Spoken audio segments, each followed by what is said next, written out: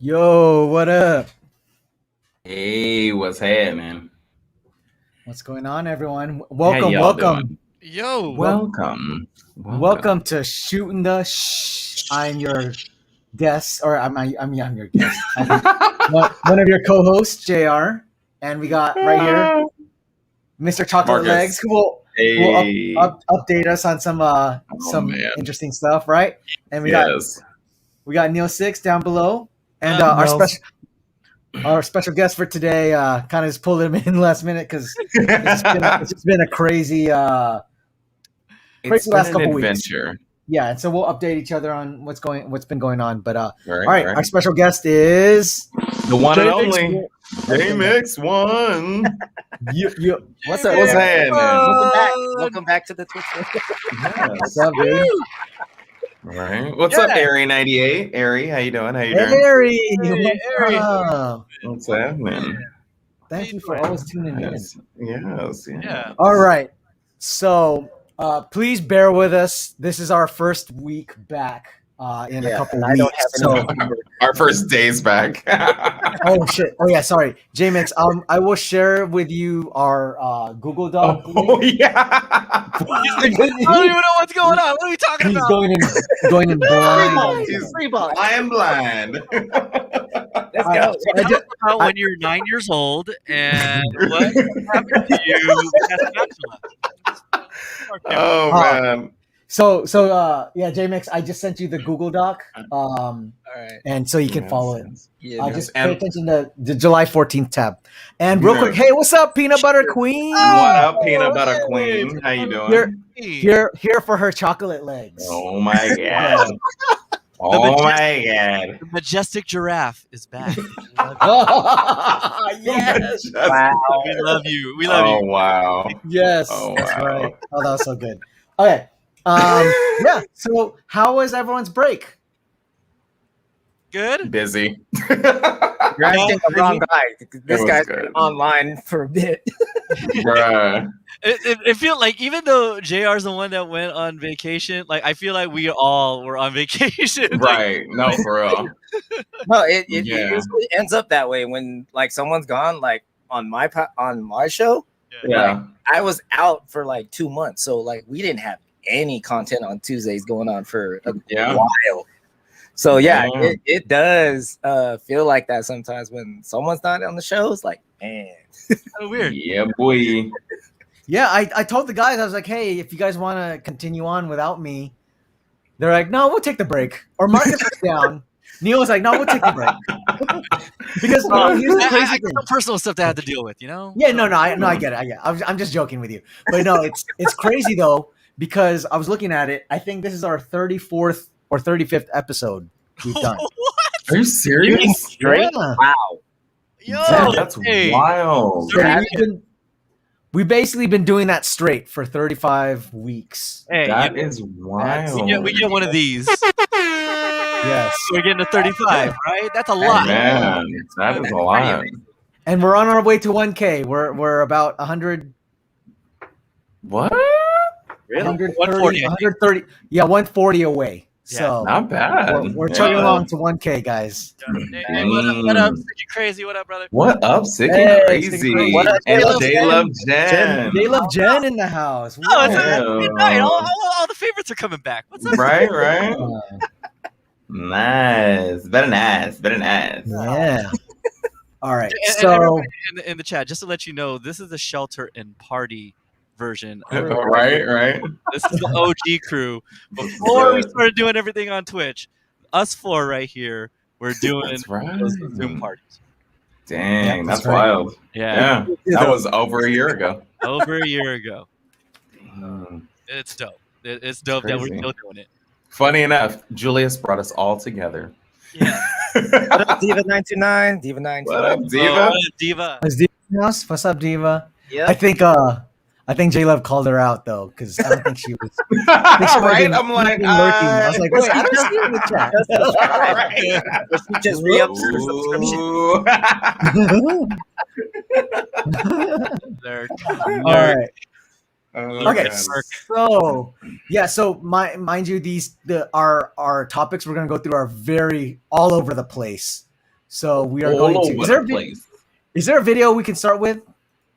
Let's see. Well, we didn't have that one. You're the man commanding the ship right now. So Wait, there's a right? video we can start with. It might be whatever. I thought it was pretty entertaining. J-Mix, do we have a channel redemption for one of your dances? create one. Is that what you're asking? Right. Yo, if you have enough channel points, do something. J-Mix might dance. All right, I found one. Okay, so Or I saw. accent. Get a bad accent. All right, Bad accent. Yeah, that would be. all right. So I saw. I don't know if you guys saw this, but this came out let's see, July 13th. Oh, this came out just yesterday. But I thought it was pretty cool because, as you guys know, Ryan Reynolds is very good at like his tweeting and his social media presence, right? So a lot of his stuff he posts, are related to like the movie roles he's doing or whatever, or talking about whether it's Pokemon or Deadpool or whatever. And he had this great one where basically, if you guys saw it, just watch it. It's pretty funny. Okay. Have you guys seen this? No. Okay. I have. Daddy needs to express some rage. Nice. Well, hello there, and what's up, Reaction Faction? It's Deadpool. Don't forget to smash that subscribe button and follow me on Patreon. Last week, you all really liked my Cruella trailer reaction video. Where are the f***ing dogs? So this week, I'll be reacting to a trailer for a movie which I honestly thought came out like a year ago. Free Guy. Apparently it's this August. We also have a guest Nice. reactor this week, Korg, who was not my first choice, but apparently everyone else was too busy over on Disney Plus. Say hello, Korg. Hello, made of rocks. Thank you for having me, Paul. Sorry you're dead. Jesus Christ. Let's take a look. My name is Guy. Oh, he's named Guy, like the movie's title. That's pretty clever. Is it? I've got a best friend. This is the greatest cup of coffee of all time. Mondays, am I right, Joe? You said it, Okay, guy. let's just pause for a second and let everyone comment first, or this trailer gives away too much, or Ryan Reynolds is just me, which is super insulting, by the way. Hold on. And I work at the bank. Everybody down on the ground! I thought I had everything I needed.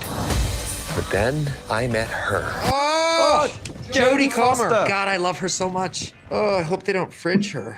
What's fridging? Well, it's the practice of killing off or hurting a female character in order to motivate or torture the main character, also known as Deadpool 2. Thank you for asking. Ah, we call that bridging. Everybody down on the ground.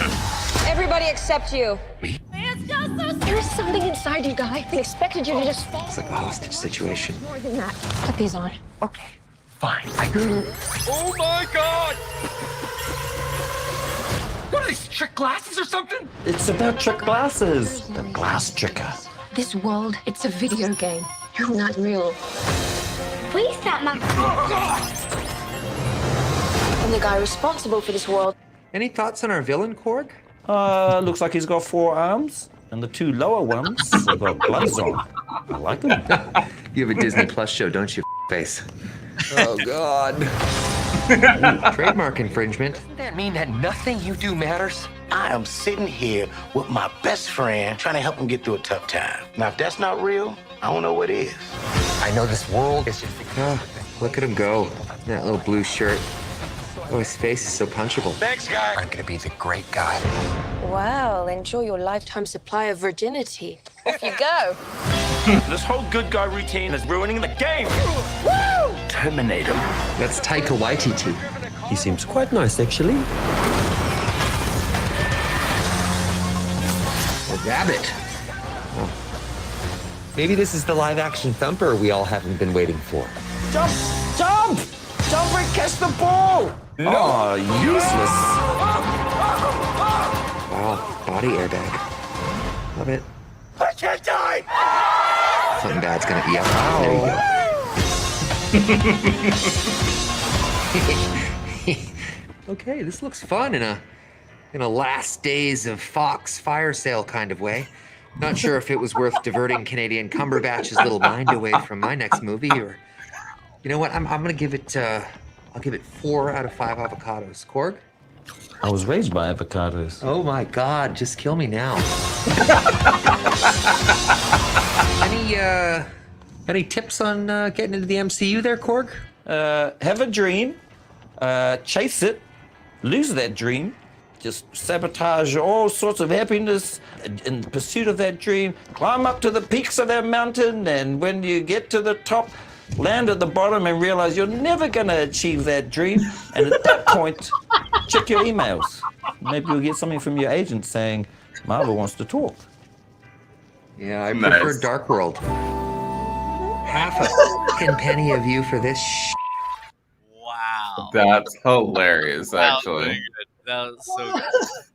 So Right? what was That was great. what? Please So, let Korg be in the next Deadpool film, please. I know.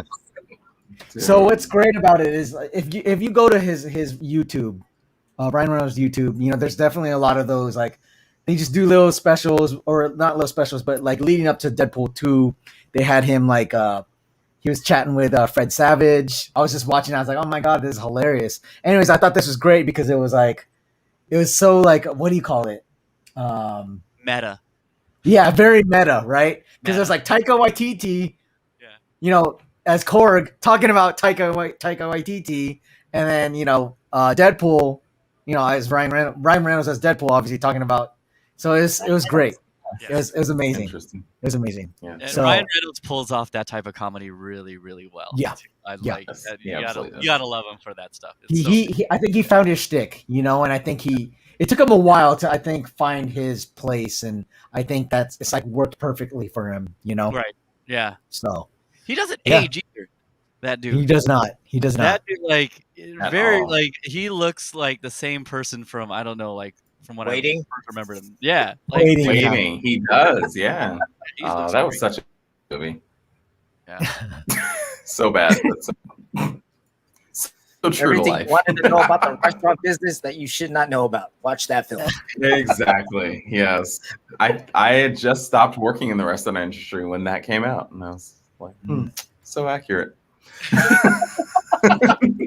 All right, so let's just wanted that to get our palate cleanse and something funny to laugh at because I guess we're Get gonna our talk palate about. Are you gonna go serious now? No, we're not gonna go serious, but we might. I guess. That's what she Off the deep end, gentlemen. Heyo. All right, here we go. So, Marcus, I believe you said you saw the fight. Well, I did. I caught the tail end of that first round. I was like, ooh. The only round? Yeah. So, actually, you want to pull up that second link.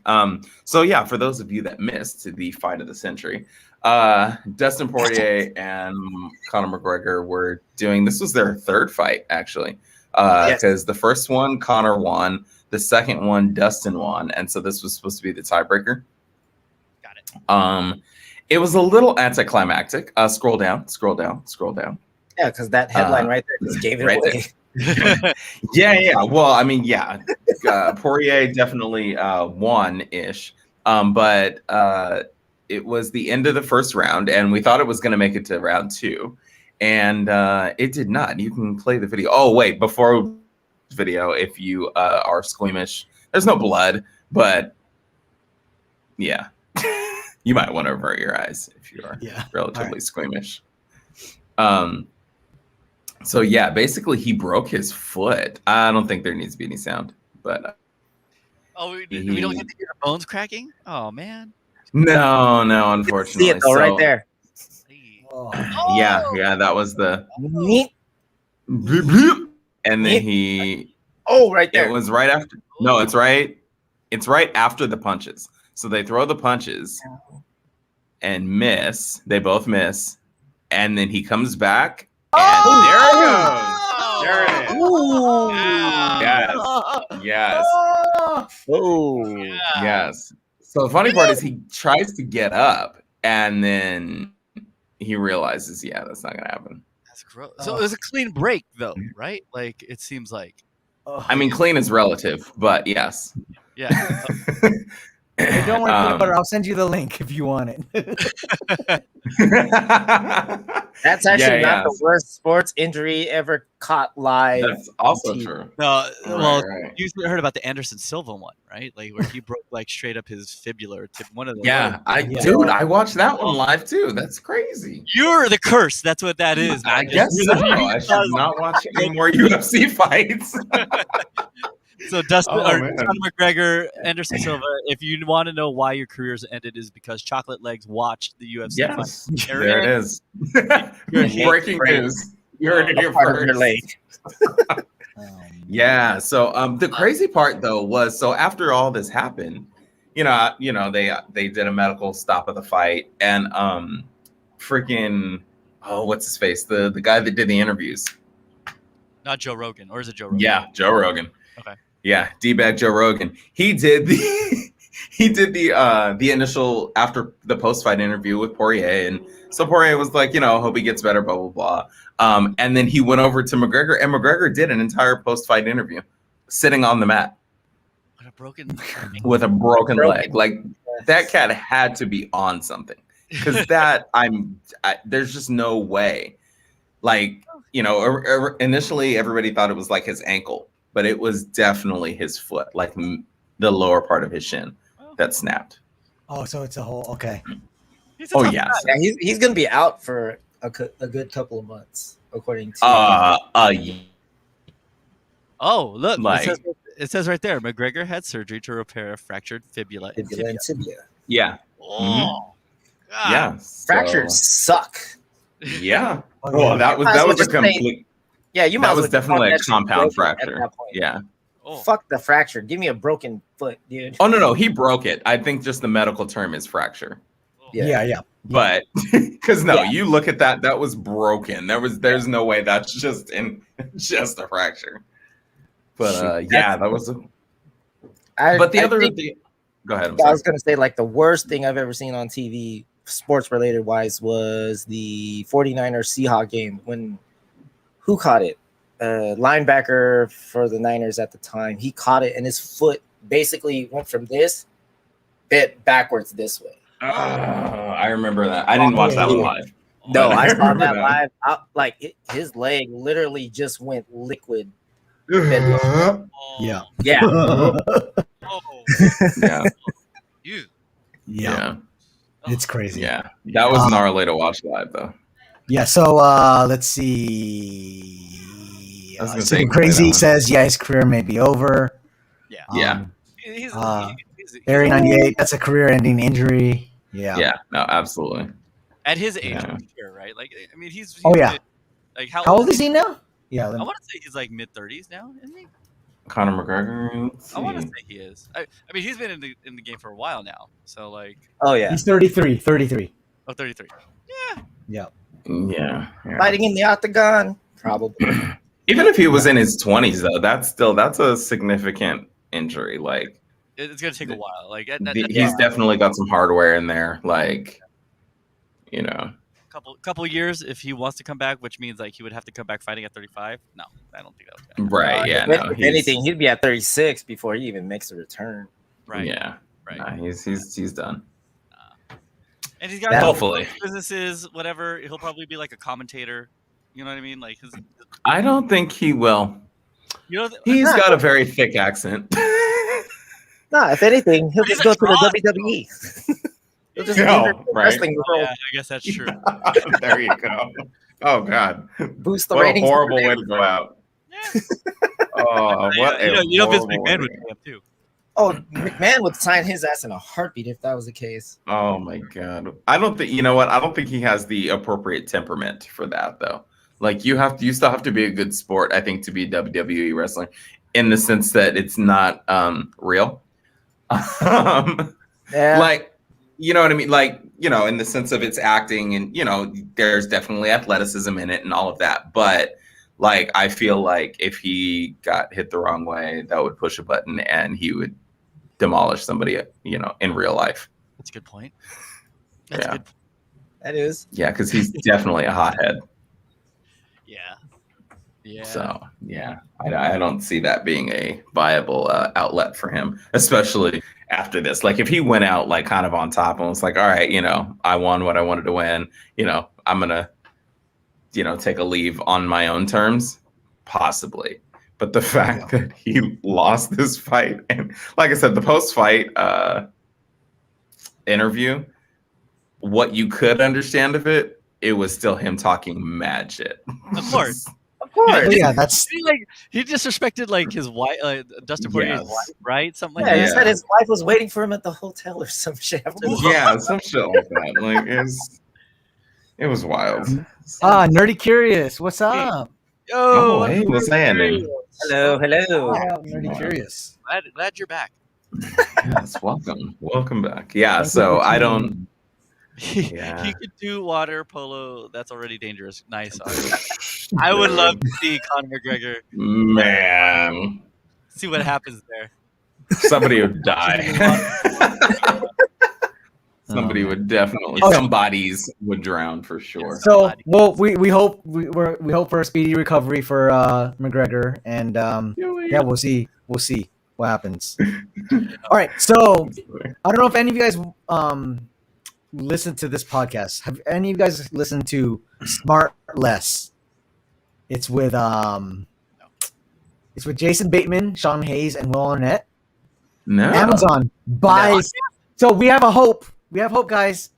Amazon bought the podcast for $80 million. Wow. You know what? I would take half of that. The podcast is one of the most popular shows on Apple and Spotify. So basically, it's the podcast, according to the show's bio, connects and unites people from all walks of life to learn about shared experiences through thoughtful dialogue and organic hilarity. Each Smartless episode comes with a twist. One host brings on a mystery guest the other two hosts didn't know about beforehand, leading to more improvised and authentic conversations. The show's eclectic guest list has included Vice President Kamala Harris, Jennifer Aniston, George Clooney, Sam Harris, and Netflix co-CEO Ted Sarandos. So, yeah, so they're copying shooting the shit. That's pretty right. We had Steven Nine, we had James Jen, we had Cassius Clay. Who else did we had? We had all, we had a lot of great people. We had a laundry list of amazing guests. Amazing. So I'd like to put it out there to Amazon or anyone listening. We will gladly take half of that, like 40 mil. We'll settle for that. If you want to buy the STS format, not even 50%. Just take 20% of that cut. Right? Hey, no, don't devalue the brand. We are not devaluing the brand. We are worth 40 million or more. Bezos, holler at us. All right, 40 hey, right? 40 mil. It's a steal. That's, yeah. I'd be willing to settle for 40. And we'll throw in a custom. Yes. Thank you, Nerdy Curious. Thank you. Wait, she means full $80? Is that what you mean? Full 80 mil. $80 full $80. God, that don't even buy you like a full tank of gas. Come on. I know, right? Right now, no. I don't know if. Oh man. More like 70. Oh, come on. Million. She said million. Short us 10 mil. Come on. Smartless is currently ranked the 4th most popular podcast on Apple's podcast chart. It's also ranked the 14th most popular podcast on Spotify. Wow. I'll have to check that out. Yeah. So yeah, there's hope. There is hope because I hear every now and then you hear these deals about, these podcasts getting bought. And so, yeah. And I remember a long time ago, like there was, there's a lot of people who are like, oh, podcasts, what's the point of them and stuff like that. But I think people are starting to see the value in them. And there's a lot of interesting shows out there, Absolutely. Absolutely. But real quick, jumping back real quick, Nerdy Curious says, water polo is so vicious. True story. Tried to play once, almost drowned. Yeah, it is wild. Area 98, it's dangerous, super dangerous. Yeah. But it's fun when you don't have people on top of you kicking you. I'm real curious, like, how deep is that pool? Oh, it's pretty deep. Like, it's pretty deep because you're not supposed to be able to touch the bottom. Yeah. So I think it's We're talking minimum here, like 10 12 foot. feet. No, I think like, is it 13? 12, 13 feet maybe. Let's We see. had a water polo team at our school, and like our pool was supposedly like pretty regulation of it, which was pretty deep, like somewhere Yeah. between 10 to 15. Oh no, water I remember. polo. Good. It says regulation are at least 6 feet deep. Oh, really? That's Yeah. it? Wow. I feel It like says. that I is mean, pretty shallow. it says at least 6 feet. So like, because I know at our high school we didn't have a polo team, but other schools used to come and swim in our pool, and our pool was like they only played in the deep end, and I think it was 12 feet. So she said, Ari says her college pool is 8 feet. Yeah. Nerdy Curious hot take. There are not enough podcasts run by people of color. That's for sure. Absolutely. Yeah. It's true. There are definitely some out there that are definitely interesting, and I'm starting to, find them and listen to them and support them. So definitely support the people of color podcast. Shout out to Nappy Boy Radio, which is T-Pain's podcast. Oh. Yes. Did you hear that he went like on a rant the other day? Yeah, he did. Oh, do we have that? Are we talking about? Yeah, that? we can talk about it. We can talk about it. I We'll talk about it. Don't worry. I only seen a little bit of it. I want to know. I didn't know about it. I'm excited. Let's talk about it. Let's talk about it. Hey, J-Mix, if you can find that link and then put it in the on the spreadsheet, and then I'll pull it up. So yeah. Anyway, so let's. Oh, here you go. Oh no, I did see pieces of it. Okay, Yes. okay, we'll talk about it. Shh. Okay, so Amazon's big payout for SmartLess comes on the heels of that's what I was saying, right? So Spotify dropping 60 mil on Barstool's "Call Her Daddy" podcast earlier this month. Wow. It also comes as the U.S. podcast industry is set to eclipse $1 billion in advertising revenue for the first time ever in 2021. Yeah. So smooth my balls. Please advertise if you want us to, or we will take your advertising money. We just we'll talk about it. Manscaping. Oh, Manscaped. That's what we want. Manscaped. Manscaped. I mean, yeah. Oh, that's right. Smooth My Balls, the one that hits us up on Instagram. Yeah, Smooth My Balls. Right. That one. You guys use bots. I don't know if I can trust y'all. Manscaped, what's up? Right, Manscaped. Hey, yo. All right. So yeah, we'll see. How obviously there's gonna be a lot more podcasts button up, and we'll see. If we get an offer. All right, here we go. So I don't know if you guys have seen this, but basically, hopefully some people can kind of chime in on it because I wasn't able to read about everything. But basically, there's still a lot of talk about, I guess, Tarantino's his portrayal of Bruce Lee, right, in Once Upon a Time in Hollywood. Yeah. So this came out like June 30th. Tarantino tells critics of Bruce Lee scene to suck up. I can't say it because my kid's here. He had no respect for American stuntmen. Oh. Wow. Yeah, go ahead.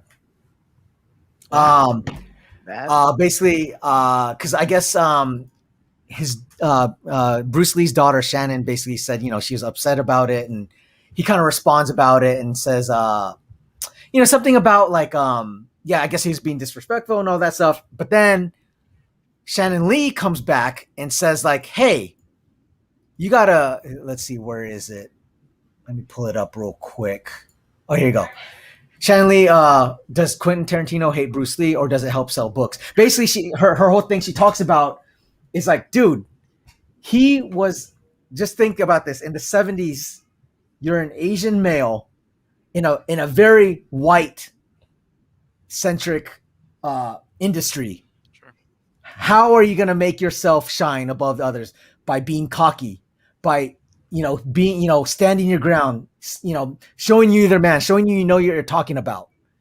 And she kind of goes on about that and just talking about like basically in defense of her dad, and saying like basically just telling him like, dude, Quentin, you're wrong. Yeah, exactly. Nerdy Curious Shannon is amazing. Yeah. So as the director promotes the novelization of the Once Upon a Time in Hollywood, which is criticized for a scene depicting Bruce Lee, the daughter of the martial arts artist. Mhm. God, I can't even speak right now. Martial artist responds to comments Tarantino made to Joe Rogan. Yeah, basically, it was something about like Quentin Tarantino. He was on. That's why this all came up again, because basically he was on Joe Rogan's podcast, and that kind of the topic came up, and then he kind of had his whole spiel about it, and that's when Shannon Lee kind of clapped back. So yeah. Let's see. Yeah, there you go. Here it is. The director stopped by Joe Rogan's Spotify podcast during the June 29th interview. Tarantino was asked about the criticism over the film's depiction of Bruce Lee, specifically a fight scene in which Brad Pitt's character, Cliff, easily knocks down the Lee character portrayed by Mike Moe. Tarantino told Rogan, I can understand his daughter having a problem with it. It's her fucking father. I get that. Before quickly dismissing others' criticism. Shan Lee, the daughter, was among those who had spoken out about the scene at the time of the film's release, and in response to a request for comment, wrote the below column regarding the director's characterization of the scene and other comments on the actual Bruce Lee. And that's kind of what I was mentioning about. If you guys want to see that link, definitely article. I'll post it in the chat. You guys can copy and paste it. Give it. Yeah, so she has a whole. And it's so great about her because you definitely see she's always obviously a big talking about him all the time, like on her Insta, and definitely always trying to honor him and tell his story. So Yeah, love that, and her brother's story too. Tarantino doesn't take criticism well, from what I've been gathering over the years too. Yeah. He's made some amazing films, but like anytime anyone criticizes one of them, like he just tries to like rip them apart. So, whatever he has to say, go Shannon. Yeah, but I still like Quentin Tarantino. Yeah, I still like Tarantino. Yeah. But I got to throw that. for Shannon Lee, keep producing that show, Warrior. That show is freaking awesome. Oh yeah, yep. Season 3. All right. So I guess in other Asian American news, Sesame Street's still doing it again. Doing what? Really? So basically, Sesame Street releases a new song encouraging Asian children to be proud of your eyes. Oh, interesting. Yeah. That's good. Alan and Wes comfort Annalyn after she's teased about the shape of her eyes with a song titled Proud of Your Eyes. I'm sure this is obviously in response to, a lot of the anti-Asian hate or sentiment that's going around, in the last year. And yes, sorry, jumping back really quick. Great point, Nerdy Curious. The double standard, exactly. The double standard of Bruce Lee being arrogant when other actors would be labeled as confident. Exactly. Mm-hmm. I mean, that goes across, racial lines, that goes across gender lines, everything, right? Yeah. So, but yeah, so jumping back to the Sesame Street, so, once again, Sesame Street always just trying to be at the forefront, and, and it's great because they're teaching the new generation, like, hey, be proud of yourself, and showing like there's, various topics are out here, whether it's about race, culture, religion,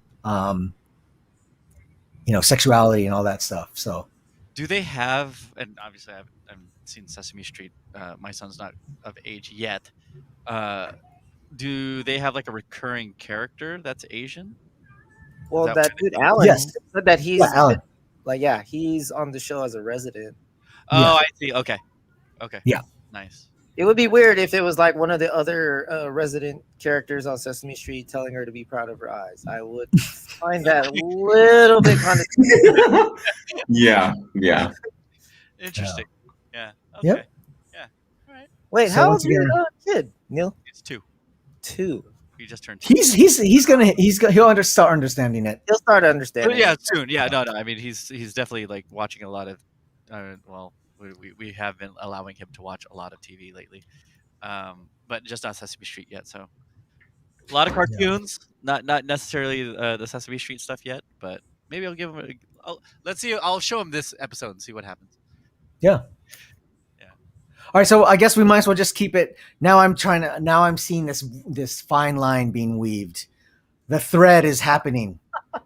Interesting. So as also in other Asian American news, Bowen Yang is first Chinese American man to earn supporting actor Emmy nomination for his work on SNL. SNL, yeah. Oh, interesting. Okay. Get it, Bowen. That's cool. Yeah. Get it. So, let's see. Yeah, so he's the first Chinese American man to be nominated in a principal acting category. If he wins, he'll become the third Asian actor to win in an acting category in general, following Riz Ahmed in 2017 for The Night Of, and Archie Punjabi in 2010 for The Good Wife. Both are great actors, by the way. Or actors. Yes, absolutely. Oh, there he is right there. Oh, look, check it out. So I guess everyone's doing a podcast. But Yang, who also co-hosts the Las Culturistas podcast, had a breakout season on SNL. Yeah, I definitely remember when he played the I don't know if you guys saw this bit when he played the iceberg. Yes. I didn't see that one. We should have that as the opener for the next STS. I want to see. Yes. Yeah, well, I'll bring that one up. Yeah. Yes, Nerdy Curious Bowen is delightful. Yes. Yes. So, yeah, cross our fingers. Let's hope he wins. Yeah. Let's go. Yeah, absolutely. That'd be awesome. Let's go, Bowen. All right. So, hey, Neil, yes, Marcus, and Jay, admit to me. What? No. If you guys like Backstreet, NSYNC, and who did I miss? Boyz II Men. 98 Degrees. No, Boyz II Men is not in that category. Boyz II Men predated those. 99. I thought you watched the pop series on Netflix, Julius. Come on. I am definitely on the Boyz II Men tip. I am not BSB or NSYNC, but my wife. No, but that's what I'm saying. They're not even in this. They're not in the same category. Oh, they're not. You are wrong, my friend. Wait. Boom. No. So definitely, Boyz II Men predated all of those. 98 Degrees, NSYNC, and Backstreet are the three. Okay, you're ruining my segue. Oh, my bad. My segue. I know that, of course. Yes, I know this because yes, we talked about the pop thing, and that was the thing I brought up. On I was like, whoa! Come on now. Anyways, so Backstreet Boys, NSYNC, Boyz II Men members team up for the after party Las Vegas engagement. So it's actually pretty interesting. So check it out. The musicians will unite in the Intimate Sands showroom for the after party, an interactive show which will see the crooners perform each other's hits with a live band, rock their loved choreography, explore other genres, bring in surprise guests, and share untold stories from their time on the road. I'm with you with Joey Fatone and Wanya Morris. I'm just not sure with AJ and Nick. Yeah, like what? Yeah, we'll see. I'm curious to hear like an NSYNC version of Water Runs Dry. Or like a B&B version of like On Bended Knee. You know what I mean? That's gonna be like, or even like what was it, Boyz II Men to like Backstreet's Back, all right? Like that's gonna be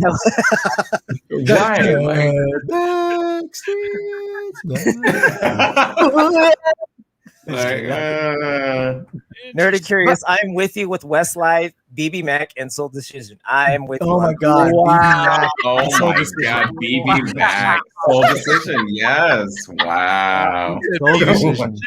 BB Mac. Wow. Westlife, I do not remember though. Wow.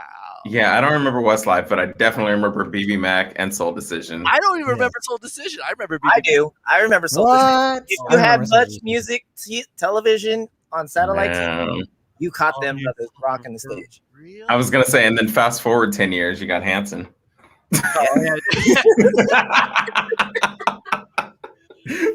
Oh wow. Jumping back, Nerdy Curious also says Boyz II Men deserve their own category. Yes. In trans music, exactly. For sure. Well, that's the whole thing. If you know, like we've mentioned this, I don't know if J-Mix was here for that, but if you watch, what was it called, Marcus? It was called Pop. Pop. Yeah, it was the pop. If you watch the Pop, I think it was called Pop, but the Pop series on Netflix, it talks about how Boyz II Men kind of, I guess, made the boy band, almost pretty much created the boy band craze. This I this guess. is Pop. Yeah. Or they This is Pop. There you go. Pop, yeah. New Edition. Yeah. Or Jackson 5 even. Would be They like- reignited. They reignited the boy band. Right. Yeah. Yeah, because they came after New Edition. Because Bivens, Michael Bivens, was the one that kind of gave them their Well, they were start. kind of. Well, they were also, but the thing was that what it alluded to is that they were able to transcend race, Right. and not Absolutely. be just popular within the black audience, but were popular Right. with the They were on the pop charts as well as the R&B yeah, charts. exactly. Yes. Yeah. At the same time. True. Yeah, at the same time, exactly. Let's see. I like Hanson more now than I did when they first broke out. Yes, They're all right absolutely. now, apparently. Hey, well, other than them being Trump supporters, yes, they're great. Oh, are they? I've heard. Yeah. Interesting. Okay, I so just figured like Hanson growing up just is basically Nickelback, but maybe that's Yeah. That's how I- Yeah. okay, Yes. so jumping back to this article, we want to do something with the idea of the Rat Pack meets the pop age now. Different artists coming together and doing a show that's fun, but also takes you through a bit of history. Fatone says, but it organically also turns into more of a celebration of our bands and a homage to pop culture. So yeah, So I believe it's a 4-night thing. okay. What else? Oh, they listed some of the guests. If you scrolled up a little bit, Where's the guess? where is guest it? list. Oh. Awesome. Yo, I'm not Oh gonna yeah, like right around. Wait, oh, never mind. I thought it was. Okay. Yeah, so it's going to be August 19th to 22nd. Tickets will start at $65, blah, blah, They're on blah. sale So, now. Buy oh, it's your already on tickets sale. now. Oh, man. sold out already. Buy your It's tickets. probably Yeah, sold out. right. Yep. Nerdy Curious making another great point. Again, people of color paving the way and getting none of the credit. I'm glad that people are realizing this now. Better late than never. Yeah. All I gotta say is someone pointed this out to me before, and I can't unsee it. Joey Fatone. You look at the name, it's Fatone, right?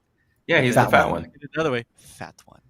Yes. Oh yes, and he is. Oh, he's He's the fat actually an amazing guy. He's on Robot Chicken. Yeah, He's fat. he's so fun, but he is chunky. He's beefy. We'll call him beefy. Heavier set. Yes, definitely. Full of Don't love. matter. Yeah. That brother can dance. That's all that matters. That's true. He still can actually. Yeah. Like True. he's That's true. still very good at it. That's very true. Yeah, he was hosting. Have I'm like, what show do we work on? I forget. It's one of those game shows. Like it's like He hosts a game show on Game Show Oh, Network. yeah. Well, it's yeah. a trivia. It's a trivia show. Oh, Yeah. Yeah. Yeah, because I did quite a few episodes. Not of it. Hollywood Squares. No. No, I It's, think one of those interactive ones. Yeah, it's one. Then there's 3 people on each. It's almost like a Family Feud. It's Family Feud style. Okay. But it's random trivia. Family style. Team. Yeah, family style. You get it? You get it? See? Hold on. Come on. Hey now. Come on. We're still working on this. Time. You're on vacation time. Like, you know, Right. We're still working on it. Reacclimating. Yeah, so we'll see. August 19th to 22nd. So tune in and Common knowledge. Common knowledge. Nice. That was All the right. name of the show. Wait, is anybody going to Vegas anytime soon? Summertime? Yes, Supposed to. I know about now. I'll be there Yeah. twice before the end of the month. Word? be careful, man. Yeah, I know. Yeah. Wash your Yeah. hands. Wear a mask. Yeah. Wash your hands, wash your ass, wear a mask. Be Wash your ass. Be the You weird should one. always wash your ass, dude. Oh, you should always wash your hands. I mean, Which one should you do more frequently? You should wash everything. Wash your hands and your ass simultaneously. Oh, my goodness. Wait, what? All right. Okay. So, all right. Y'all are crazy. All right. Hey, so who here watched The Punisher? The Netflix series. No, you did not. Wait. Oh wait, I want no. I'm thinking of Daredevil With John Bernthal, I didn't watch aka Shane from Walking Dead. I think I caught a couple of those episodes. I haven't really watched it all the way. Okay, they're great. He was great, and he's badass, and he's so badass that they're bringing him back For Disney? because for Disney Plus. So because obviously, I guess Disney reacquired the rights and all that stuff. They're able to, and I think they outlasted the. I think when the purchase happened, if I remember correctly, or their deal with Netflix. Sorry, their deal with Netflix. I think when they got it back, the rights back, they had to wait a certain amount of years before they were able to. Nerdy Curious just said that the 2-year contract. There you go. Expired. There you go. That's what it was. Yeah. Yep, the 2-year contract expired, and Marvel has the rights again. Yep, exactly. Dude, is that going to be the first R-rated Disney Plus series? It probably it That probably would be will awesome be. if it was. That would Yeah. be very awesome if it was. Yep. So yeah, I'm looking forward to it because I really liked it. I enjoyed it. I enjoyed Daredevil as well. So yeah, we'll see. But yeah, he was dope. He was really good and badass in it. So yeah, like you said, to your point, hopefully they'll kind of keep it to that like gritty and darkness. So shout out to Tiffany and Co. Welcome in. Welcome. Yeah, what's up, Tiffany and Co? Yeah, sick and crazy. Disney Plus, I know. So we'll see. Wild, yeah. Oh, there you go. Area 98 says she's gonna be 2022. Yeah, 2022. Yeah. Next year. I was like, that already happened. But yeah, I was like, wait a second. Hopefully things will be much calmer then, and it'll be fine. Dude, it should be. Hopefully. Yeah. Hopefully. At least have a better idea like how to approach traveling. We're gonna be at like what the Zeta variant at that point. Yeah, no God. Zeta variant. Yeah, so kind of I guess sticking to Marvel. Nerdy Curious also says there's a rumor they are flirting with the idea of Blade being the first rated R MCU film. MCU film. Yep. Yeah, because I think it's based off the violent content and the gore of it all. I think that's the reason. And we're talking to Mahershala Ali. Blade. Yes. Yeah. Rated R. Yeah. Yeah. Oh. Wow. Yeah. So we'll see with that one as well. I hope they're gonna go down this road on what many people are predicting, which is the Midnight Sun storyline. Because that would just be freaking awesome. Bring back the soundtrack too from the original Blade, though. I love that soundtrack. Oh, really? Yeah, the soundtrack was dope. Yeah. Actually, the first two, the Blade 1 and 2, the soundtracks are pretty dope. So hopefully. What about Trinity? I'm just kidding. I'm kidding. That was when Ryan Reynolds was still finding himself, right? Yes, that's exactly. Oh wow! I forgot he was in that. Yeah. Oh wow! That was that and Bill, I think. It was Biel, Jessica Biel. Yeah, it was Jessica Biel. Yeah. Oh wow! Ryan was going through it. Yes, nerdy. Yes, that's a great way of putting it. Yes, a face. Wow! But it's so funny now. Like he could basically end up back in those movies because of Deadpool. Like he's still right. He's still within the universe somewhat. So that's crazy. Yeah. No. Wow. Interesting. So lurk away, Area 98, and I think Peanut Butter Queen, do your workout. So while we talk about pop culture. Okay, here you go. So I don't know if you guys heard about this. Ice Cube fights Warner Brothers over new Friday movie, script battles, ownership rights, and more. Ice Cube alleges his films are habitually underfunded in comparison with projects featuring white casts. No surprise there. Right. But here's the thing, though. Who wants another Friday? You guys want another Friday? I mean, he's like a dad plus. Like he could be age. What cast are you gonna do for this Friday film? Yeah. Yeah. Like just call it Saturday. Like and make it be about dad life. Like make it the next Are We There Yet film. I mean John Witherspoon passed. Are we there yet? Wait, did John Witherspoon pass his dad? Yeah. John Witherspoon is gone. gone. Yeah. Yeah. See, like, what are you gonna do? Like, Miss Parker's not going to be that young anymore. Yeah, let it go. Yeah, it's done. Yeah, Like, what are you gonna do? Day yeah. to Tucker? Like, it's just not gonna be the same. Debo's dead. Yeah, Debo's gone. dead so- too. Oh Yeah, and no. yeah. So no, just let it go. Terry Crews. Oh God, no. Oh, Cat Williams. I guess they could bring Cat Williams back. Forrest Whitaker. Wait, Forrest Whitaker. Where did Forrest Whitaker come from? Wow. In place of Debo. Oh my. No.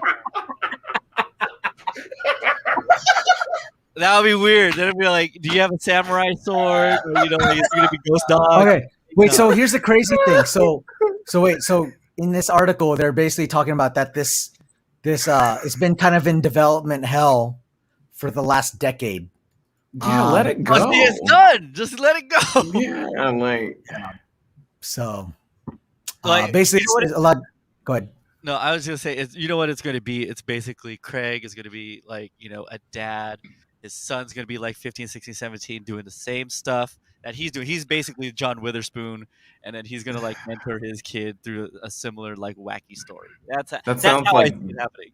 That sounds like Baby Boy meets Are We There Yet? Like, Yeah, exactly. No, we don't need that. We don't. You don't. No, Apparently, it looks like the plot line was supposed to be surrounding prison of some sorts. Like, yeah, God. Oh yeah. Who finds prison funny? Yeah, prison isn't funny. Yeah. Yeah. No. I mean, getting out maybe, but not going in. Not being in. Oh yeah, Hey yo! Boom! Oh man. That was There you go. Oh, Get man. back to timing. Get back to timing. There you go. Oh man. Yes, Nerdy Curious, quite interesting. Yeah. I mean, surprise, surprise. Sadly. And Sick and Crazy says last one was bad. Yeah. Yep. I mean, Yeah. that was a Part crispy one, right? The Christmas, Friday Yeah. afternoon, right? Yeah. I wasn't really into that one. Like, part That's two, not even, one I would watch. Like, yeah, over- no, I don't. When I think of Friday, that's definitely not the one I think of first. No, not at all.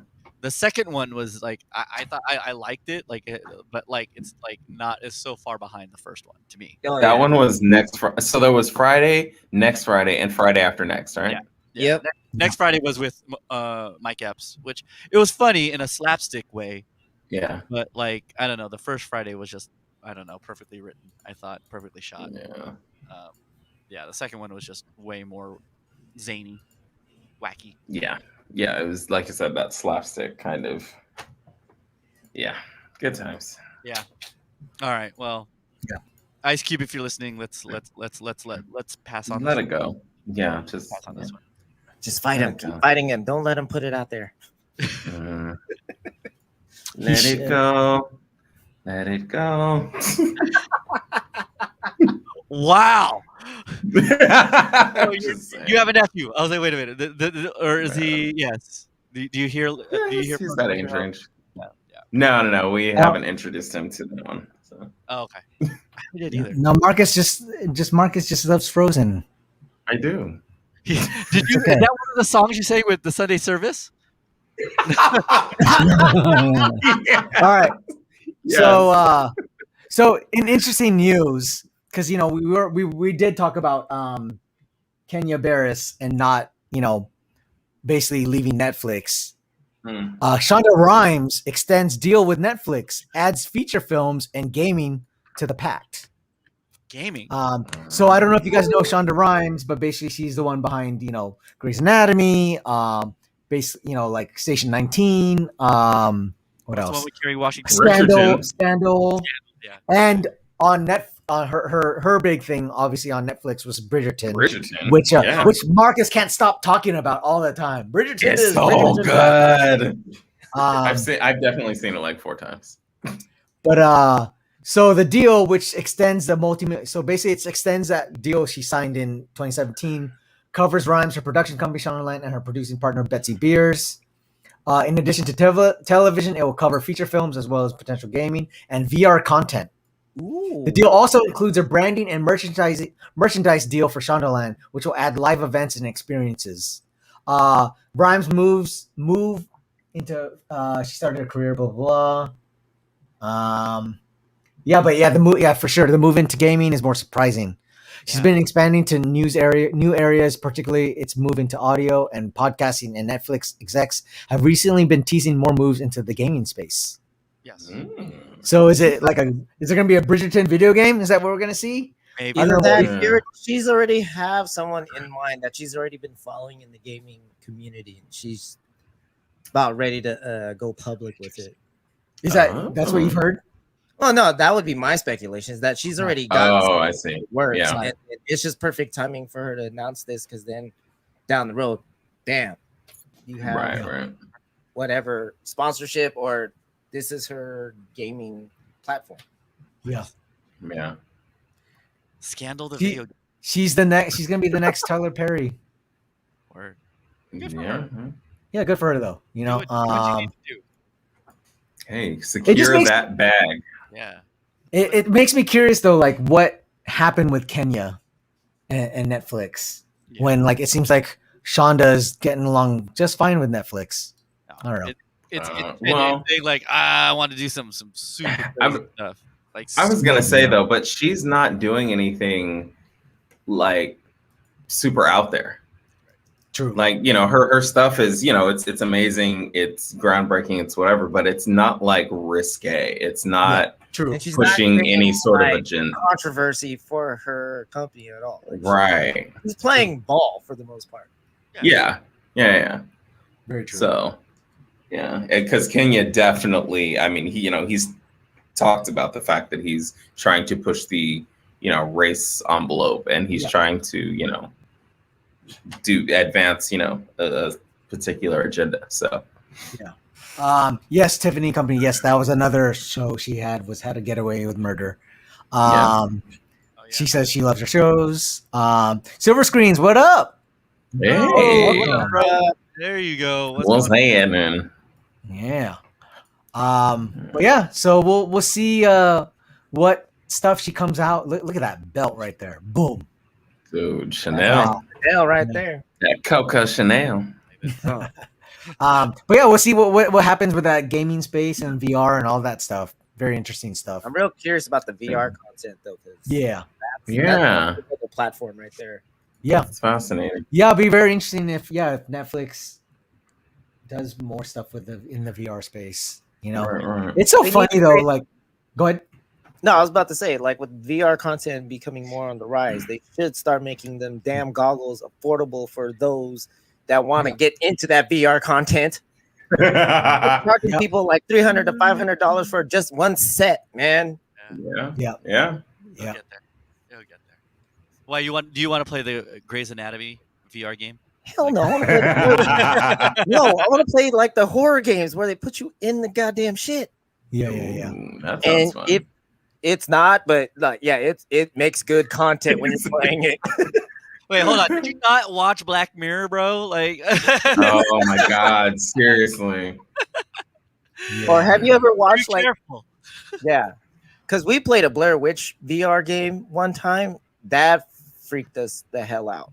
Wow. And we were playing this in a studio. Ooh, and it was bad. Like, imagine jump scares. Yeah. Oh man, yeah. Dude, yeah, silver screens. Ready Player One, yes, I'm here for it. Yes. That would be dope. We're pretty much getting there. That would be sick. Hell, even put a VR version of Halo up in that mode. That would be yeah. really Ooh, yeah. Down. Dude. Yeah, I would actually probably be good at VR. Yeah. I suck at video games, but I'd probably be good at VR. Oh yeah, when you caught me playing earlier, like that was just me being like tame. I wasn't even getting freaked out by that stuff that's in that game, dude.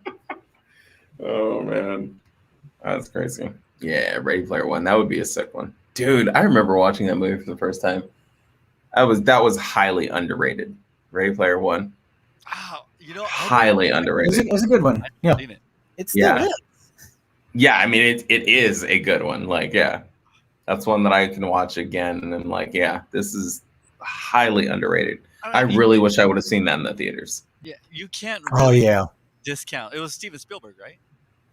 It was. It had that. Oh, Yeah. that makes sense. Yeah. Yeah. Okay.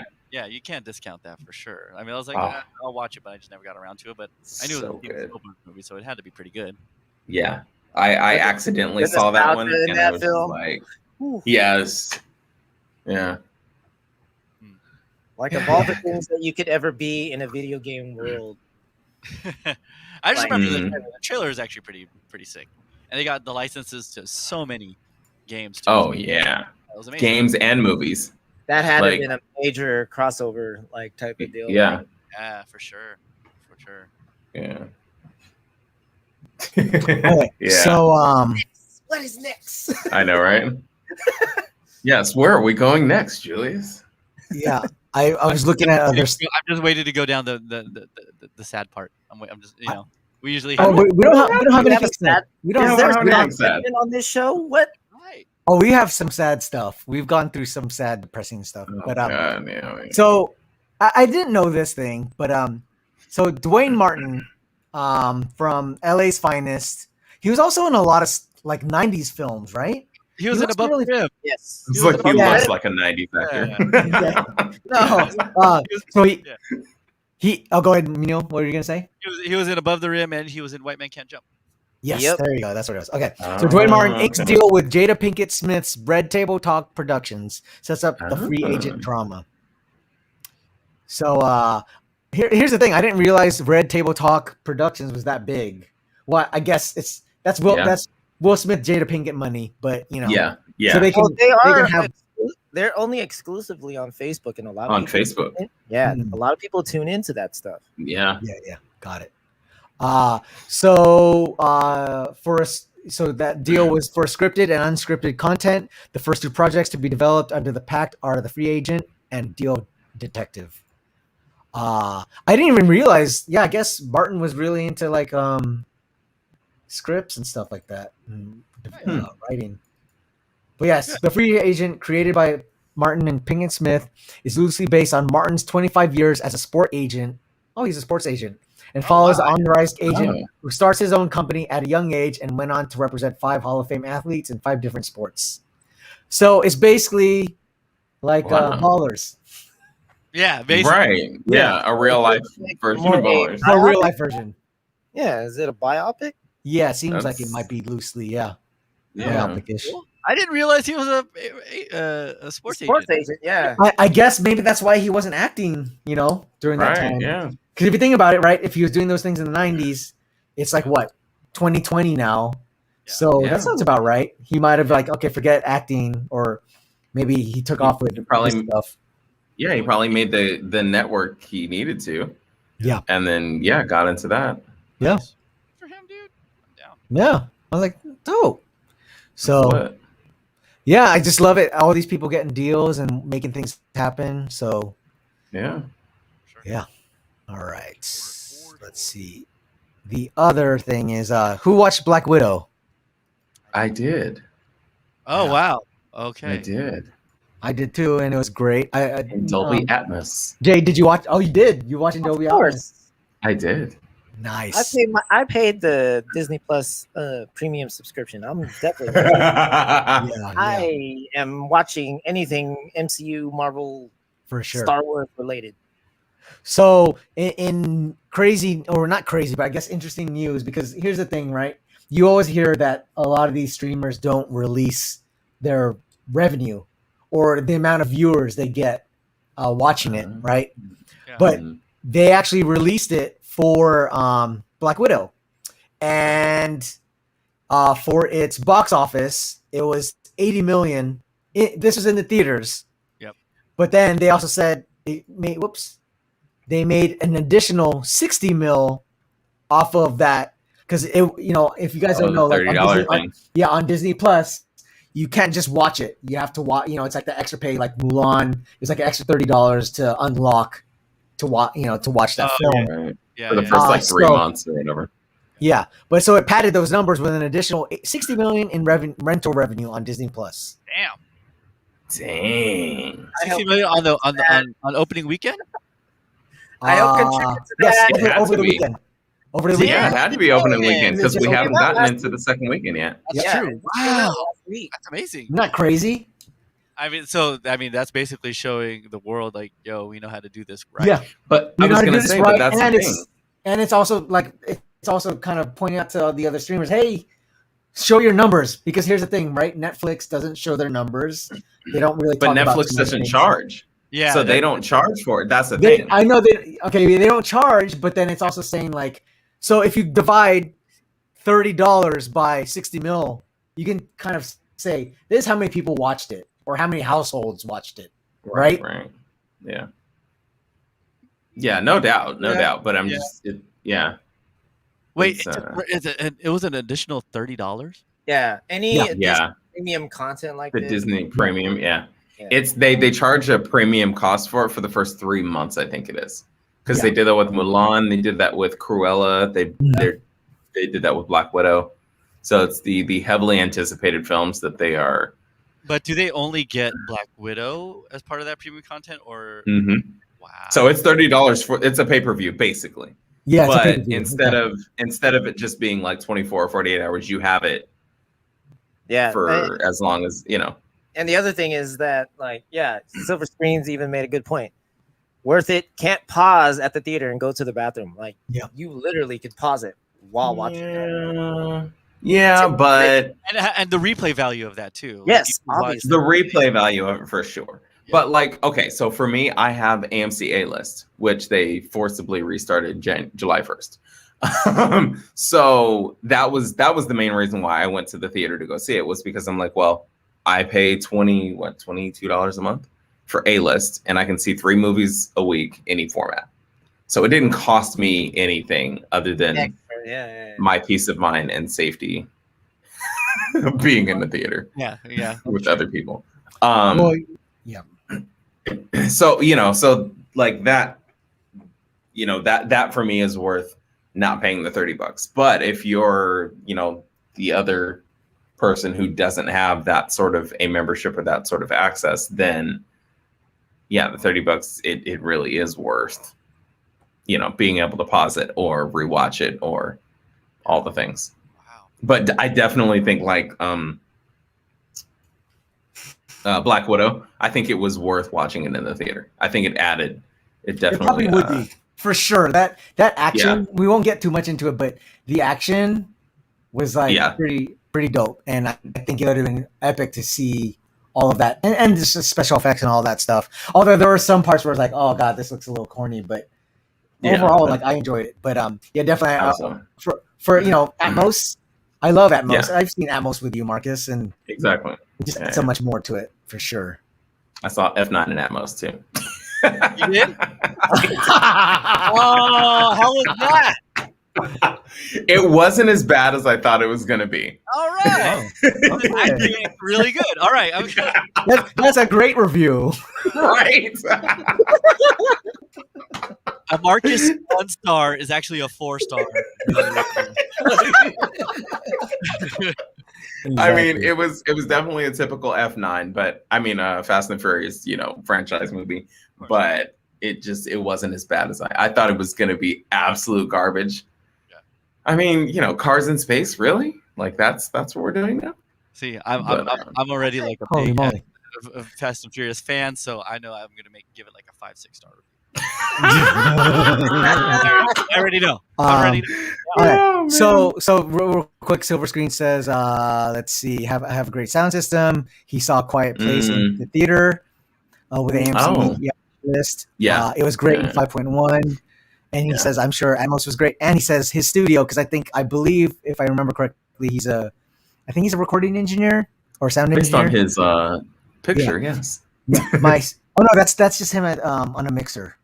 But like a DJ mixer. But he says my studio is mixing already released music in Atmos. Oh, okay. Damn. Wow. That must be crazy. That's really cool. Yeah. So anyway, I think this is probably twofold. It was basically Disney flexing themselves. Oh, he works for a post-production studio. It's basically Disney flexing like, hey, look how much we can make during the pandemic, right? And also saying like, hey, what's up, streamers? What's up, Netflix? Where you at? It would be Well, curious that- to see if Netflix goes the premium route too, like because everything is under their regular subscription. Yeah.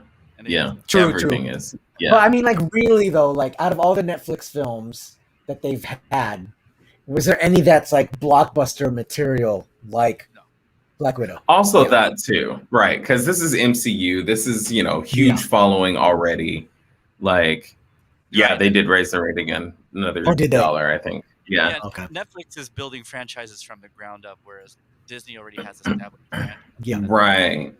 Yeah. Which is Because if Netflix released a film with the following that the MCU has, they would also do those crazy ass numbers. that's the other thing. So right, so Amazon Prime, right? Remember we were talking about that purchase, Amazon purchasing was it MGM, right? Yeah. So now they Yeah. have the Bond franchise as well as all those others. I'm sure they kind of do that a little bit, but they'll probably follow suit as well. All I know is Right. AMC better be like shaking in their boots, because like if this is 60 mil out of the gate on the first try of this, I imagine what's going to be like when everyone else catches on about it. Like that's going to be crazy. Yeah. Right. Yeah. So this is the first go around, and it almost matched, It's still that 50-50 though, because like I said, as things start to open up and people start to get back into the world, the convenience of being at home is nice, but also like Going it still out and doesn't beat experiencing going the to the theater. Yeah, exactly. I And mean, experiencing it with other people, like the yes. the atmosphere itself. It's like going to a Star Wars film and everybody clapping after you see Lucasfilm. Like And you don't get that in your living room. That's the thing too, is like seeing things at the theater sometimes makes movies better than they really are, because if everyone else is laughing at it, you're like, oh, okay, right? It kind of heightens it a little bit. We were talking about that with Coming to America too, right? Like if we saw that in the theaters with other people, because like would it have been extra funnier, or would those jokes have landed even more? Right. Like because it was very nostalgic, right? Yep. So, True. Yeah. So. Right. Yeah. No, absolutely. Yeah. So. So I guess. Fear Street. R.L. Stein. I didn't see that one. Yeah, I didn't see that one, but Nerdy Curious says, Fear Street Trilogy is on Netflix. Not hating on it. And also he also says Avengers Assemble. Chills. Yeah. In the theaters. That culmination when that happened, like that here in the Oh yeah. You wouldn't have, and you definitely would not have experienced that in your living room. No, you couldn't. You couldn't replicate anything like that. It's like right. witnessing like what Jordan's like shot in whatever game 6 of the final. Right. It has that type of magnitude when you go to the theater like that. Right. When you're in a crowd, an audience. It's, Yeah, it's true. Way different. Yeah. So So and then this is another great point. Nerdy Curious is dropping really great points today. I think this opens up the option for people with anxiety to enjoy, or basically some people who don't have the ability to attend movie theaters to enjoy movies at home. Accessibility important, very key. Valid points. Yeah, yes. that's very good. That's very. And good. I think because you can still like enjoy these movies at home. There's always been the DVD option. It's months later, but the accessibility is still there, but just delayed. Yeah. So I guess we're gonna go. Man, this is a really bad segue. I guess this is vintage shooting the shit. All right. Yes. So going from Black Widow and Marvel, from quality content to T-Pain. Which no. Other comment. Yes, I think David knows where I'm going. Did I post this one? I might have posted this one. Uh-oh. Yes. Did I think do you it? did. Oh. Yes. Paris Hilton to add chef to a resume on Cooking with Paris. Dear I God. mean, there really isn't much to say about it except Paris Hilton's coming out with a cooking show on Netflix. I mean, what? That's how Netflix doubles down. Yeah, so there you go. Disney By Plus. signing Boom. Paris Hilton Boom. to a cooking show. $40. So Like- okay, so how it was described, I guess other celebrities did this. Like Selena Gomez did this with HBO Max, where it's like Oh, it's not okay. necessarily them cooking, but they're inviting chefs or other like celebrities to come Got on it. the show. Even still, No, you Paris can't Hilton do is no longer relevant. You gotta Period. have her cook behind the stove. We want to see the failures of her fucking up a frying pan. And I Well, don't see, that's know the thing. what I think people are just gonna hate watch this. Is what they're gonna do. Hey, I won't watching it hate is watching watch it. I would I watch definitely it. won't. I would watch it just to see if she really burns up a fucking pan. But if you're having chefs coming in cooking her food, fuck that. I want to see her actually cook for and serve it to somebody right there. And watch the reaction. Right. Reaction. I mean, yeah. if it's anything like her DJ career, she's gonna have like someone cooking my right under her, and then handing her the dishes, like say, "Yo, I cooked this. Here you go." Oh my god, The Paris Hilton, whatever Waldorf Astoria. that is wild. Absolutely wild. I mean, look, I gotta say, I added this. I was like, "Whoa, this is wild!" And who's gonna watch this? But I will say, if it wasn't for her, we wouldn't know Kim Kardashian. A, B, like she. Did we like, need to know? Did we need exactly? Did we need Kim K? I'm just saying that thing happened because of her. So, but the other piece about it is like, yeah, she's done some wild stuff in her life, but like she's done a really like wide variety of things, right? She's DJ'd, she's put on other like reality shows, she's doing this, like she's done sex tapes. Like, what hasn't she done? Like, she's done like everything. Like, she literally has done everything. Like, she had her own reality show. Like, what is next? Like, there's no bound to her. So I mean, true, yeah. I mean, like you can't really knock her down on any of that. I mean, like she's done practically everything. Like how you know, as an heiress to like a massive hotel magnet, whatever. Like, that's pretty impressive. Like, what would you do? Like, would you have gone that route if you kind of were born into like a big tycoon family type thing? Are you asking me if I was a blonde and had nothing else to do with my fucking life? Right. I mean, basically, yeah, she is living the dream of too much money and I'm gonna try any and everything. Too much free time on her hands. Yes, that's literally like she's got access to too much money and she doesn't have enough to do. So she's just trying everything. Like she wakes up with an idea and it's like, oh yeah, let's try that today. So City Crazy says don't forget her singing. I don't remember her singing. What she Thank sing? God I don't remember her singing. Yeah, she did sing. She did sing for Hot. She auto-tuned like crazy. That was that was crazy auto-tuned. Yeah. Oh, it was early. I don't remember any of her songs, but I remember she tried to sing and I was like, whoa. Like, you don't even recognize a voice. It's all auto-tune. And then all of a sudden everyone's doing auto-tune. So well, you know. that part. Man, that's wild. You know, we'll see. We'll see how this one is. Maybe I'll watch it like drunk or something. I don't know. Or maybe we should watch it together. Shooting the shit one day. Oh man. Watch party. Yeah, we'll do a watch. There you go. We still need to do the F this party. Yeah, the F this marathon. But we should do this too. Oh yeah. That's gonna be an amazing event. All right. Yeah. I can't knock the hustle. I will not knock the Yeah, so hold on real quick. So Right. here says, I feel like the networks took advantage of her and Nicole as young women, and Absolutely. also adds, but at least she's hustling and not just doing nothing like a lot of people out there. Yeah, I guess. I'm not sure which one's better though, but yeah. She's, you know, she's doing her thing. She's doing lots of different things. Like, well, Right. well, he has a valid point. I mean, like, there's people out here that ain't doing shit, just collecting that check like it ain't nothing and blowing it on like $500, $600 sneakers, talking about like I got the latest shit, but you ain't even doing shit. That's also true. I mean, well, yeah. And Yeah. working. Yeah. I mean, Yeah. right, well, Yeah. Yeah, so well, I guess. So real quick though, has anyone seen Selena Gomez's her HBO Max series, Selena and Chef? Didn't know it existed. I didn't even know that she had a show. Didn't know it existed. So I knew it existed, but I never watched it. I just glossed over it. But I don't think we're the target demographic. Definitely not. No. Yeah. Here you go. Nerd Gear says, I didn't think I would be defending Paris Hilton tonight. Here we are. Look at that. Look at that.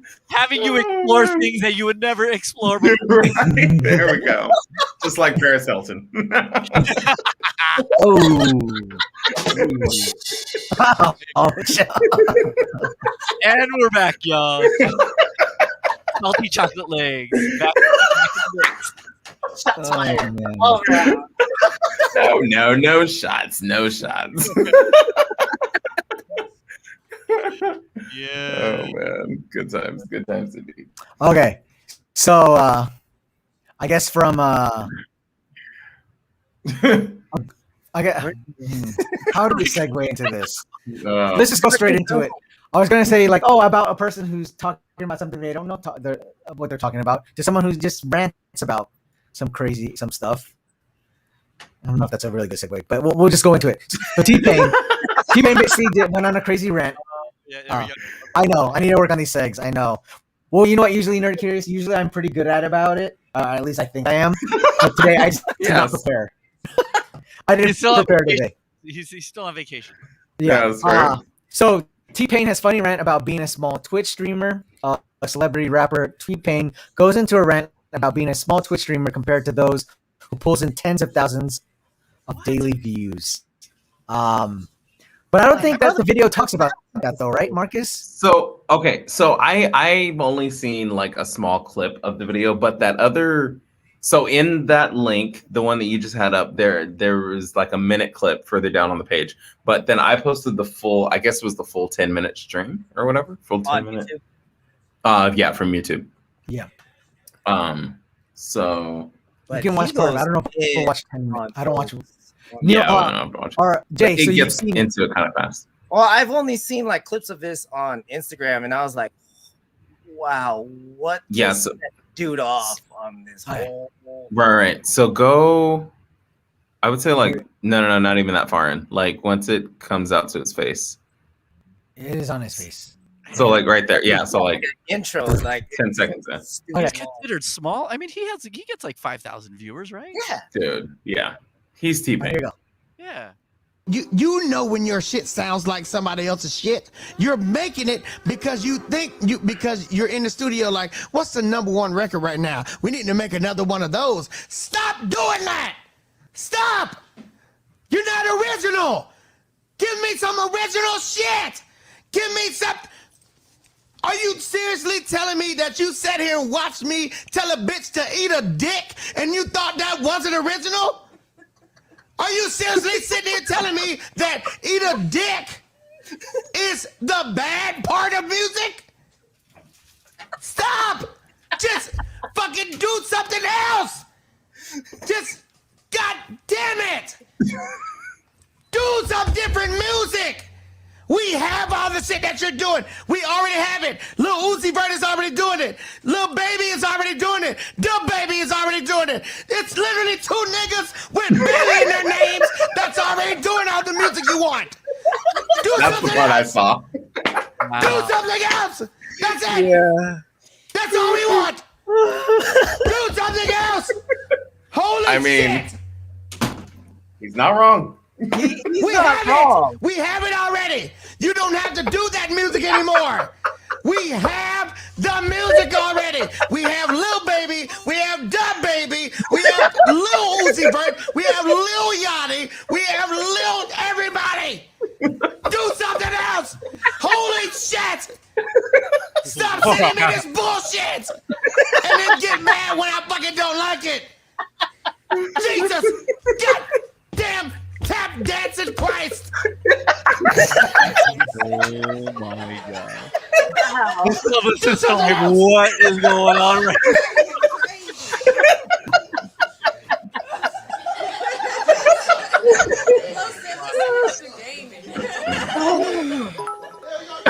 It's not even a problem of people sending me music. It's people sending me the same fucking music that everybody else is doing, and they get mad when I say, well, I already heard this. That's the only thing I get mad about. You getting mad because I say your shit sounds like the shit that's already out, and you know it does. You know it does. You know your shit sounds like Lil Baby shit. Because you say, oh, this is what's winning. I need to do this now. I need to do it. You don't even check your fucking self, and you get mad when I check you. All you gotta fucking do is just fuck bitches to get money. Fuck bitches get money, bro. But why would you copy somebody else's music and then get mad at me when I say we have that? Don't do that. We got it. We got it. I am not the same. You ain't even hear my voice. I'm not the same. You know what? You know how many times I fucking heard that shit? You ain't even heard my voice, but you make the same song. I don't even know where your song is. I ain't even read your name when you just said that right now. What is that? What the fuck does that even say? Oh my God. This. What does that say? It's gone.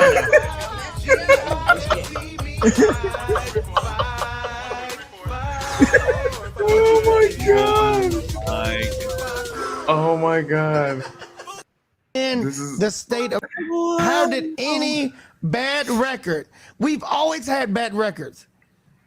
Every era of music had a bad record. Yeah. But the reason that the bad record was good was because the record label behind it decided we could spend any amount of money on this shit and people have to listen to it.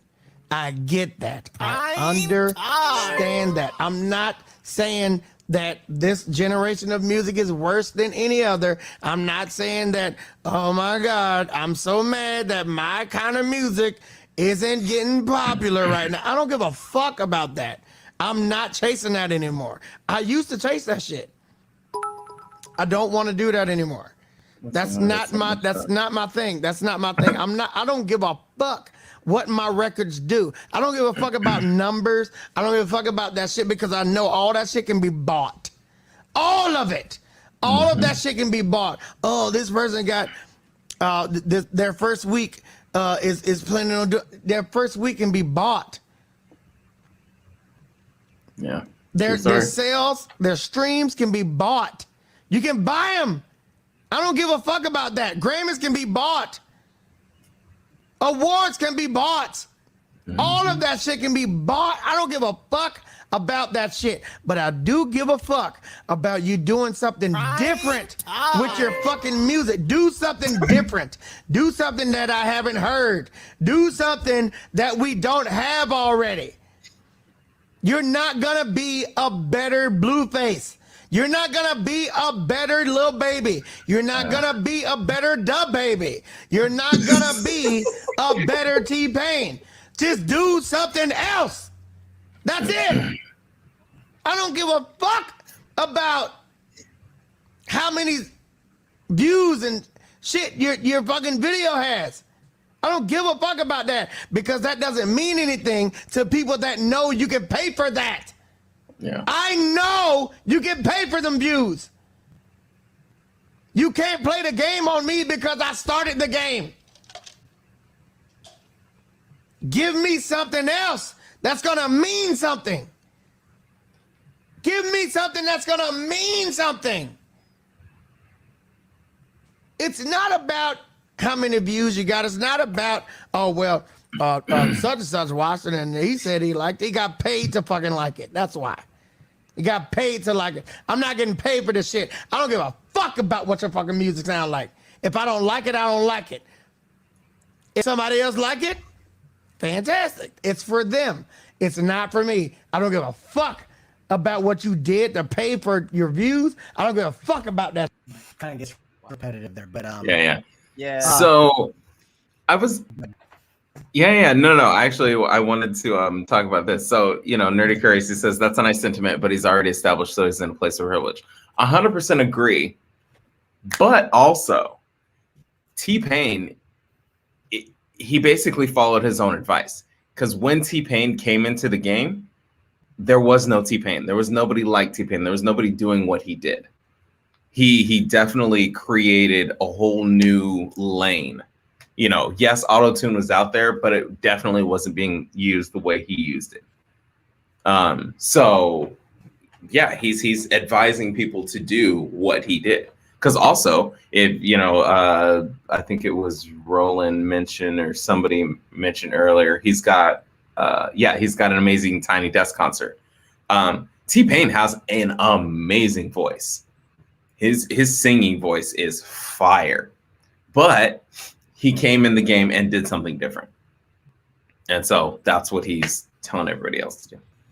Well, the other thing is that, like, if you ever tuned in, like, at the very beginning of his streams, like, it's like this long, freaking drawn out, yes, 10-minute introduction of all his past streams.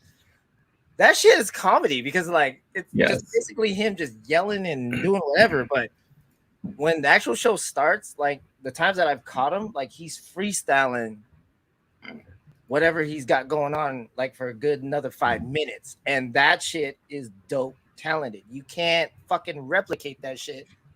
I haven't even seen that shit on Twitch. He's the only one that I know that does that shit. Mm. So, I mean, I'm proud to say, like, I actually follow the guy because, like, I actually enjoy watching the very beginning of his shows because I find that part of it very interesting. Yeah.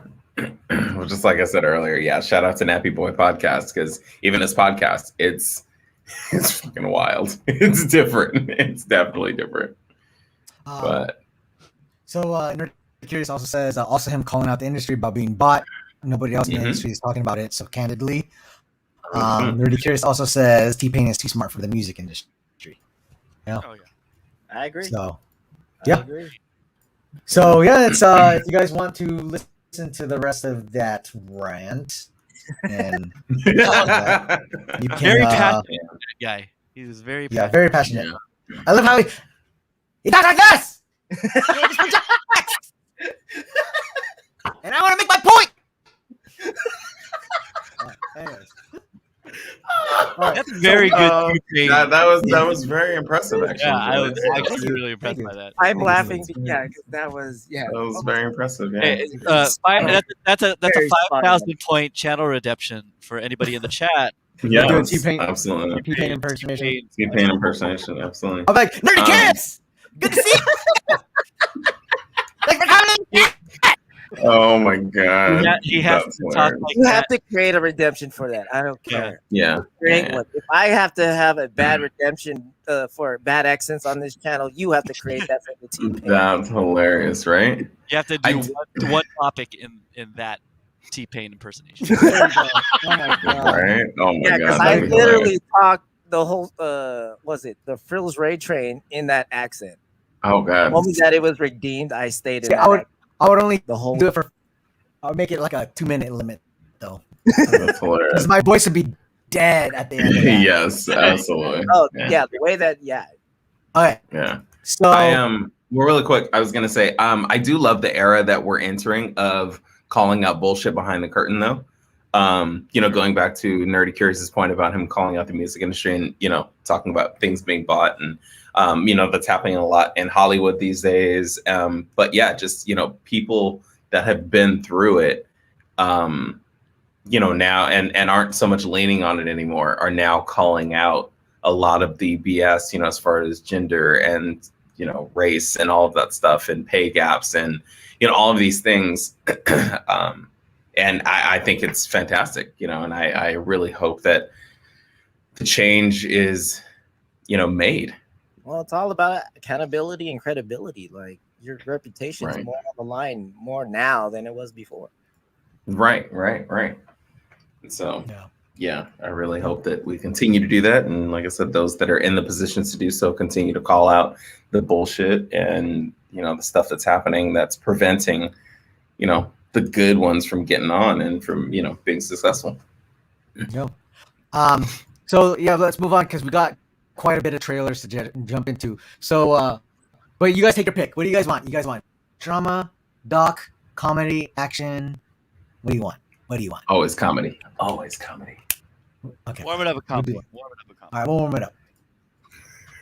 This one She said. That's what she said. Yes. That's what she said. is called Queen Pins. Here we go. Oh, jeez. Rom-coms. I Yeah. don't think we have any rom-coms on here. But here you go. Here's one. Kristen Bell, Queen Pins, Vince and Vince Vaughn. Vaughn. Yeah. All right, boys, lock and load. So what are we dealing with here? Gun runners? Drug dealers? It's two women who are counterfeiting coupons. Oh, wow. This feels like a lot. You don't think we're coming in a little hot here, boss? Total's $138.55. Is it? It's like 1,000 coupons. New trophy. Yes. Yo, it's time to say with JoJo. Is it hot in here, or is it just me? It's you. Mom! We have a mountain of death. Is this the best we're ever gonna do? How come I'm so broke? The system has set us up to fail. You know who gets rewarded? People who don't follow the rules. It's time we start bending them a little. Where did you get these? When you send these companies a complaint, they send you a coupon for free stuff. All of these free coupons come from one factory. It's like Robin Hood. We gotta steal these coupons and sell them to families who really need them. That's money in the bank. Dirty! Baby, I got your money, don't you worry. I am the loss prevention Nice. officer. Thousands of these coupons, they're getting mailed out all over the country. We need boots on the ground ASAP. Simon Kilmer, a U.S. Postal Inspector. He said that they were sending the FBI. What do? You carry mail around or something? That would be a mailman. They carry the mail. I carry a gun. We are investigating a counterfeit coupon ring costing companies tens of millions of dollars. We need someone who's had experience with this sort of thing. We gotta spread this shit out. I'm talking Bank accounts, credit cards, a stash house, and aliases. Could you say it all again and like much slower? And do you have like a pad just to write it down? No, get out. Okay, We we'll don't wing got it. We got it. You gotta let me in on this thing. Who's the girl, Earl? I think it's pretty clear that Earl doesn't know. Call a sketch artist. Call a sketch artist? Yeah, Like, who do you think she is? Kaiser Soze? Queen pins, Coupons aren't about what you buy. It's about the feeling you get. They call it the coupon high. Supposedly it's better than intimacy with another person. Or so I've been told. Sorry, have you not used a coupon or have you not had sex? What happened? The website is way too easy to trace back to. Is there anything else I should know about? I don't think so. No.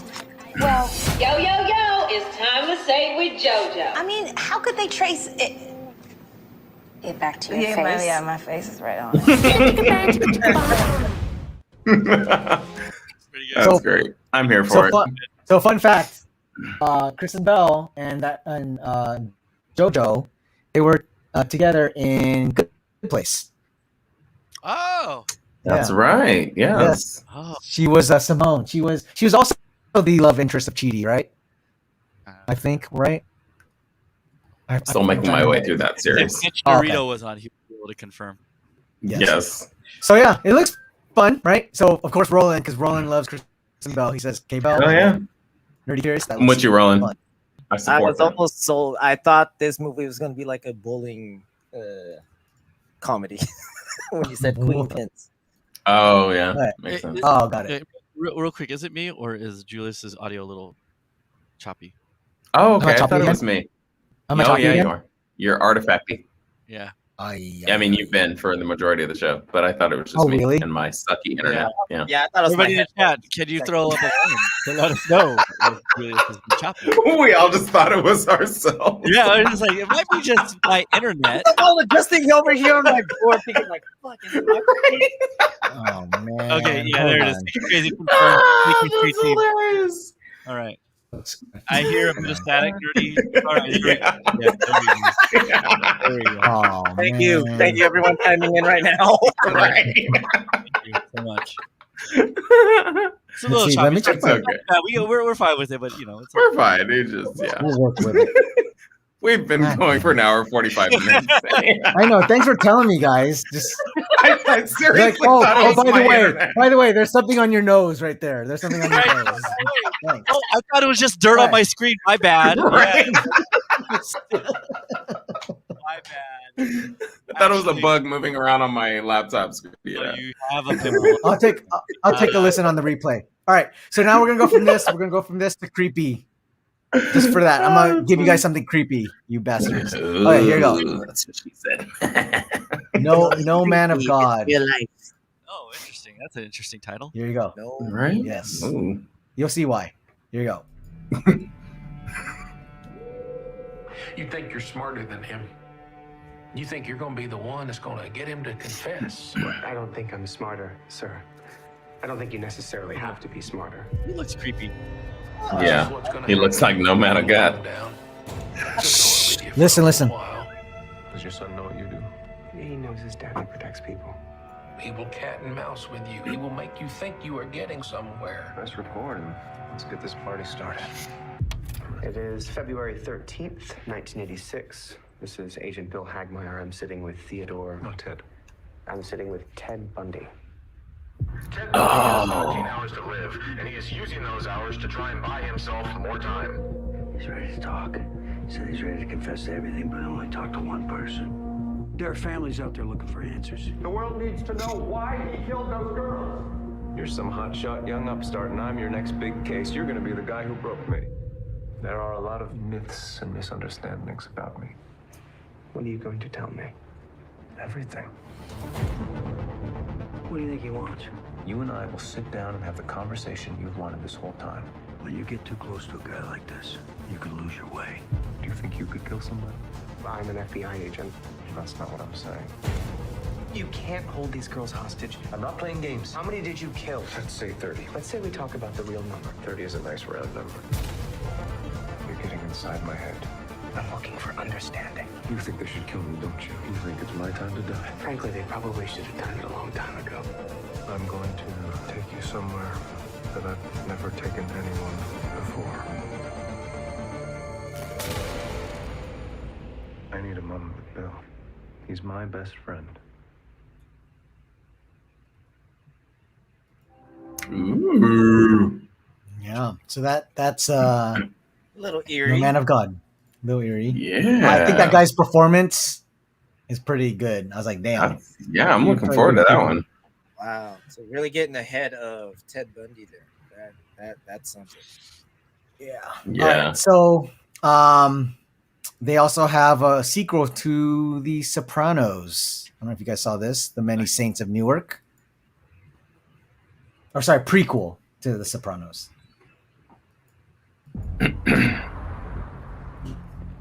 When I was a kid, guys like me were brought up to follow codes.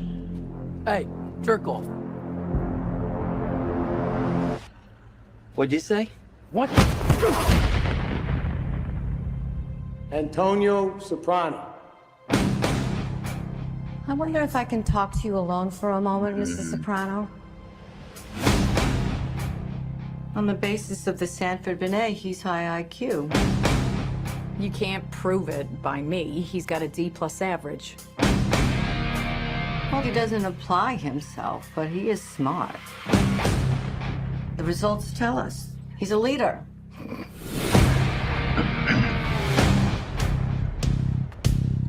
Uncle Dick. Growing up with the family takes a toll. Maybe an ambassador to England or France. You're my nephew. I want to do whatever I can to help you. My gift to you. I want to go to college. I can't get caught with shit like this. Look, you take the speakers, right? At the same time, you say to yourself, this is the last time I'm ever going to steal something. It's that simple. Let me go talk to him. He only listens to Dickie. Gotta do something about Dickie Malasani. Maybe some of the things you do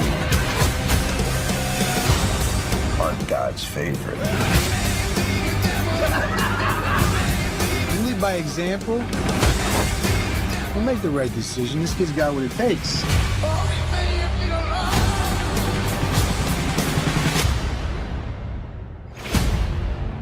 as your nephew goes,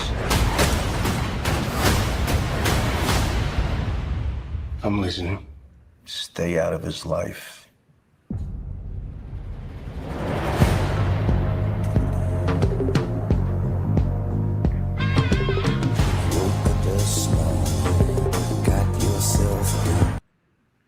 Hey, what up, DJ Dilemma?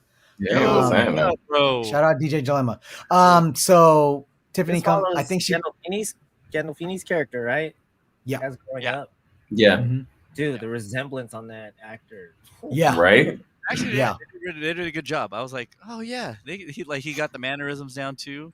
Yeah. Yeah, it's pretty good. Yeah. That's pretty sick. So real quick, nerdy curious. I think there's enough fascination with Bundy. I feel for the victims' families having so much attention after all this time. Yeah. Yeah. It's hard, when you have like those certain types of whether it be feature film, doc, or whatever about a certain I don't know, I wouldn't say iconic, but certain characters. Yeah. It's hard. I definitely know it brings back a lot of trauma for families and stuff like that, and the victims, and it's definitely tough. Yeah. And Nerdy Curious also says the look of period piece is great. Yeah. So yeah, that's The Many States of Newark, fall 2021. See it in theaters or on HBO Max. All right. So there's a lot of others, but I'll skip them. But I'll show two docs that I thought were really interesting. One of them being Naomi Osaka. I don't know if you guys saw this one. Oh, I didn't. Here you go.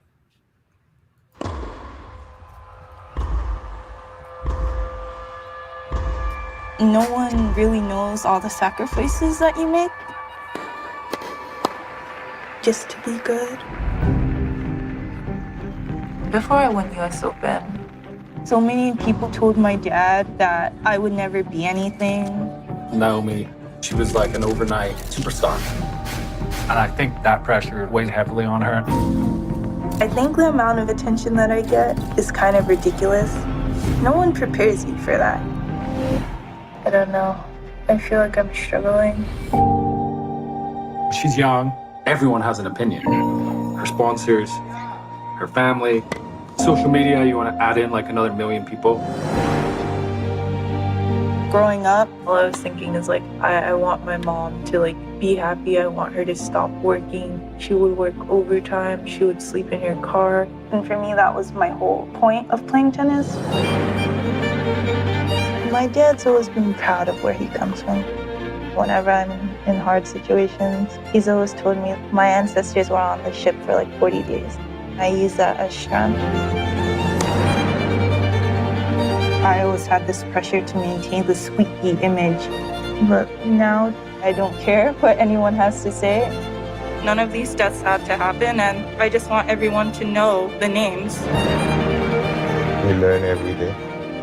Living by example is the best we can do for our community, for our kids. For so long, I've tied winning to my worth as a person. To anyone that would know me, they know me for being a tennis player. So like, what am I if I'm not a good tennis player?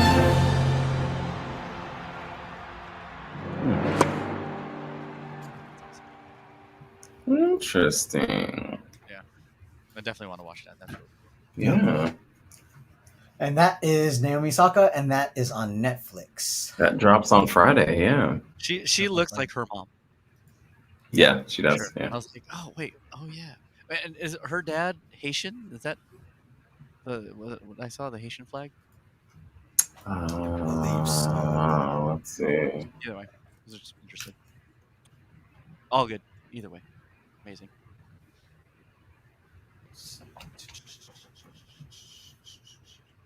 Yes. Haitian father. Yep. Leonard Francois. Nice. Yep. Wow. On her just recently about her winning an award or being nominated for something. Yeah, we talked about that last week. She got nominated for.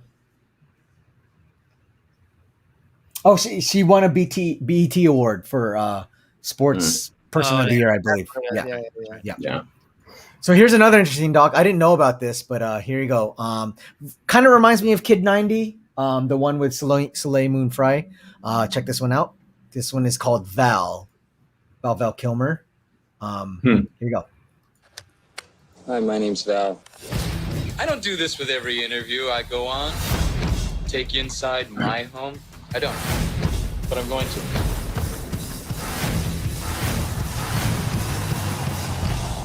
My name is Val Kilmer. I'm an actor. I've lived a magical life, and I've captured quite a bit of it. Push the button. I was the first guy I knew to own a video camera. Here we are, filming ourselves. Is that a video? Rolling, yeah. Oh, that's really cool, Val. I have thousands of hours of videotapes and film reels that I've shot throughout my life and career. Shut the video camera off. I will keep it on until we're rehearsing. Oh, damn. I was recently diagnosed with throat cancer. I'm still recovering, and it is difficult to talk and to be understood. But I want to tell my story more than ever. I spent decades finding my voice I was a perfectly normal person. through characters, I gave you about 4 takes with some different voices. through movies. One of the things they buy for all that money, your life for a period of time. I have behaved poorly. All white, all right, all women. I have behaved bravely. Bizarrely to some. How do you heal a broken heart? I see myself as a sensitive, intelligent human being, but with the soul of a clown. I've tried to hear the world. I don't want to survive. It's a story about my life that is also not my life.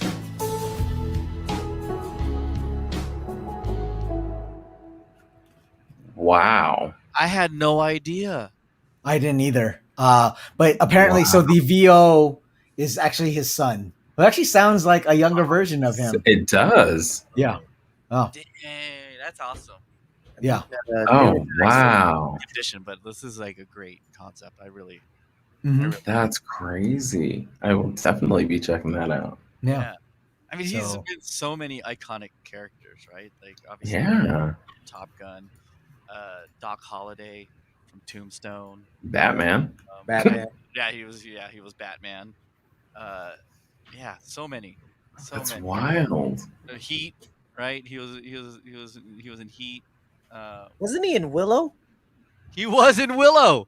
That's right. Oh, snap. Yes. Yeah. Oh my God. Wow. That's right. Obviously, Jim Morrison from The Doors. Like, oh, so many. Yeah. Yeah. Mhm. That's crazy. So Nerdy Curious says, I saw an interview with him before his first surgery and his voice was already going and it was so tough to watch. Yeah. Wow. Yeah. Yeah. So that's Val. That's on Amazon Amazon. Prime Yeah. Video. Yeah. So clearly, he's not going to be in the new Top Gun, right? Are they gonna? Is he going to at least honor the Iceman character, or is there going to be an honor to the Iceman character? I wonder. No idea if they what they did. And yeah, I forgot about Top Gun. When is that being released? Obviously that got pushed back. That got This year. I thought it was this year, if not next year, but I thought it was this year. But yeah, wow. Now I just automatically thought that they're just gonna put Val Kilmer and it's gonna be fine in the new one. Like they'll do something. But now That's knowing where he's at, crazy. like wow, I guess maybe not. Wow. Yeah. Crazy. All right, so let's see. We'll see how we feel. But let's do this one. Marvel, of course. Can't get rid of Marvel. Here we go. The What If, which looks dope too. Here you go. Oh yeah. Peace. I love peace. I'd be out of a job with peace.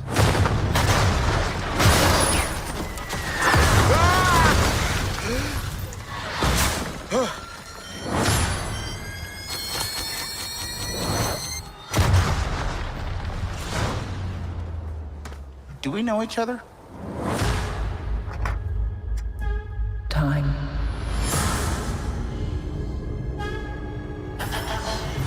Reality.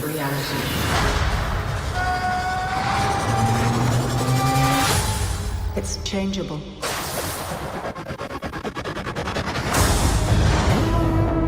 want to be?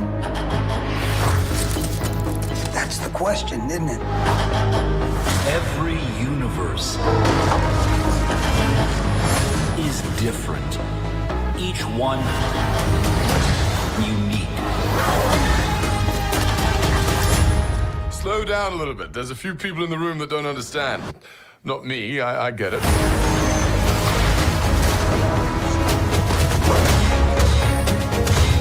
Who are you? The name's Captain Carter.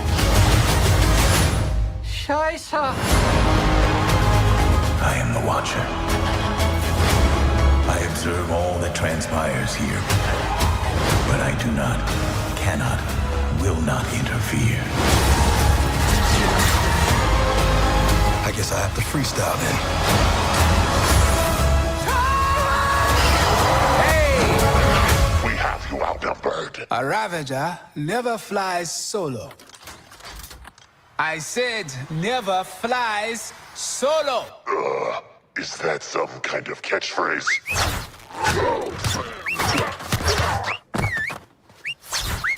You had me worried for a second.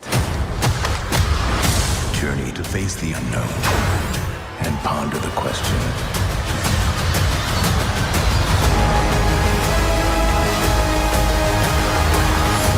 What if?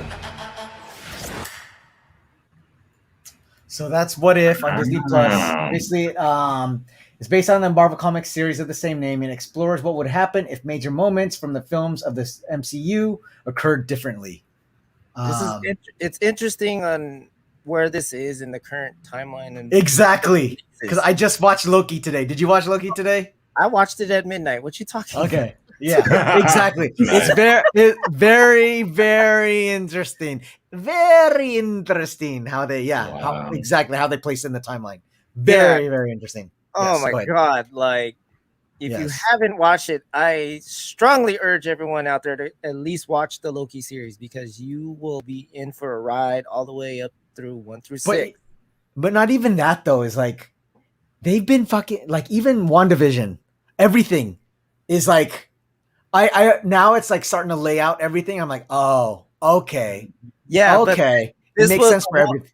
But this Go was ahead. the one. I think a lot Oh, of us that were watching MCU films for phase, we wanted to see something happen. I'm just gonna leave it at that. Yeah. And something did happen. Yeah, and it's like this basically laid the groundwork for at least the next 2 more phases that's coming up, 5 and 6. Yeah. So Diva99 says, yes, I showed this yesterday. Can't wait. Still on the phone, BRB. Nerdy Curious says, when they dropped the teaser for this at the D23 Expo in 2019, the entire hall went insane. It felt electric, I'm sure. Speaking of, witnessing things live, right? You cannot replace that. So that's What If.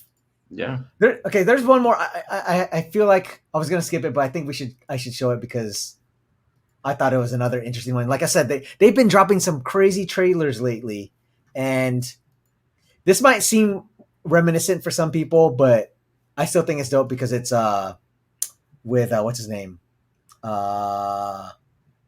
Is his name John David Washington? Yeah. Tenant guy. This is called That's, Beckett. what's his name? Son. Yeah, Denzel's son. Yeah. Denzel's son. So this is called Beckett. I don't know if you guys saw this. Check it out. No one knows where we are. It's really just the two of us. There was an accident with the car. Where's my girlfriend? April?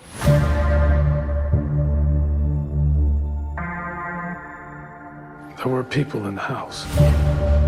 Nobody has lived there for years. I saw someone. Substance to the grave. Starts to cleanse my soul and I feel it everywhere. Not a soul will take my place. My friend, come out! It's a misunderstanding. Not a soul will take my place. I need help. I'm a U.S. citizen. I was vacationing with my girlfriend. Not a soul will take my place.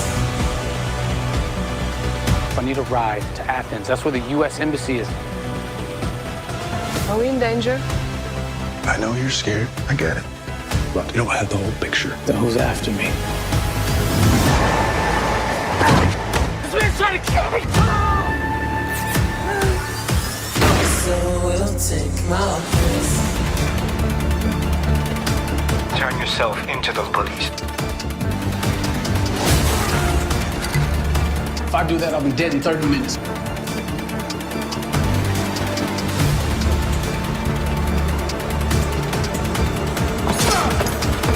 It's over, Beckett. What did you want with me?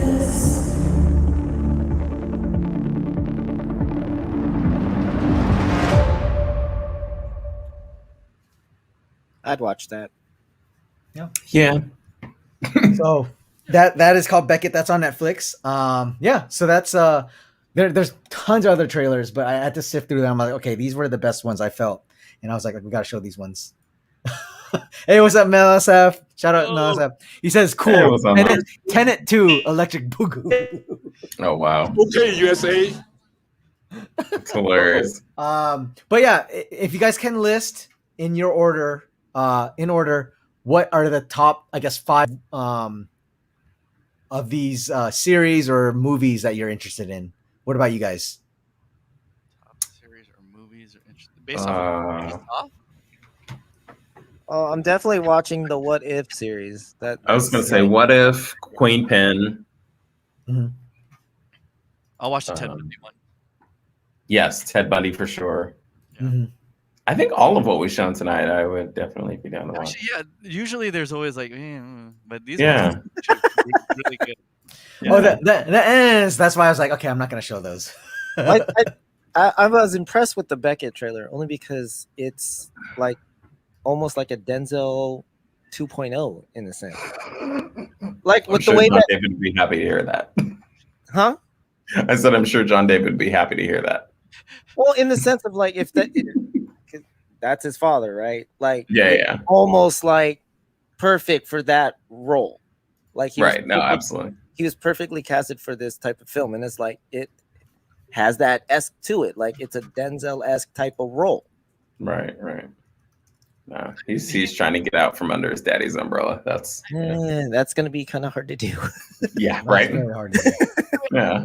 It doesn't matter what you he look like does. him and sound like him. Yeah, A lot of I mean- people, I'll say, like a lot of people don't seem to like how he acts for whatever reason. I think he's a great actor. He just Who, needs- Denzel? Right? No, John David Washington. Oh, okay. I feel like he just needs the right movie to like really propel him. Like I think he has the acting chops. So my thing with him though is I think if he stops trying to not be his dad, he'll be fine. Yeah, because that's his bit. Like in every interview, or not every interview, but a lot of interviews you hear him talk about. I just don't want to be, compared to my dad, and I don't want to, have to measure up to that. And it's like, bro, just stop trying to not be your dad and just don't do even bring your him up. thing, Just don't bring right? him And you'll be fine. Like, yeah. Yeah. True. Yeah. But what was I gonna say? Nerdy Curious also says Alicia Vikander. She's my girl crush. Yeah. So so those are a couple films that are coming out. All right, so before we get to our special segment that we always love to talk about. Ooh, I actually get to take part in this time. Yes, you do.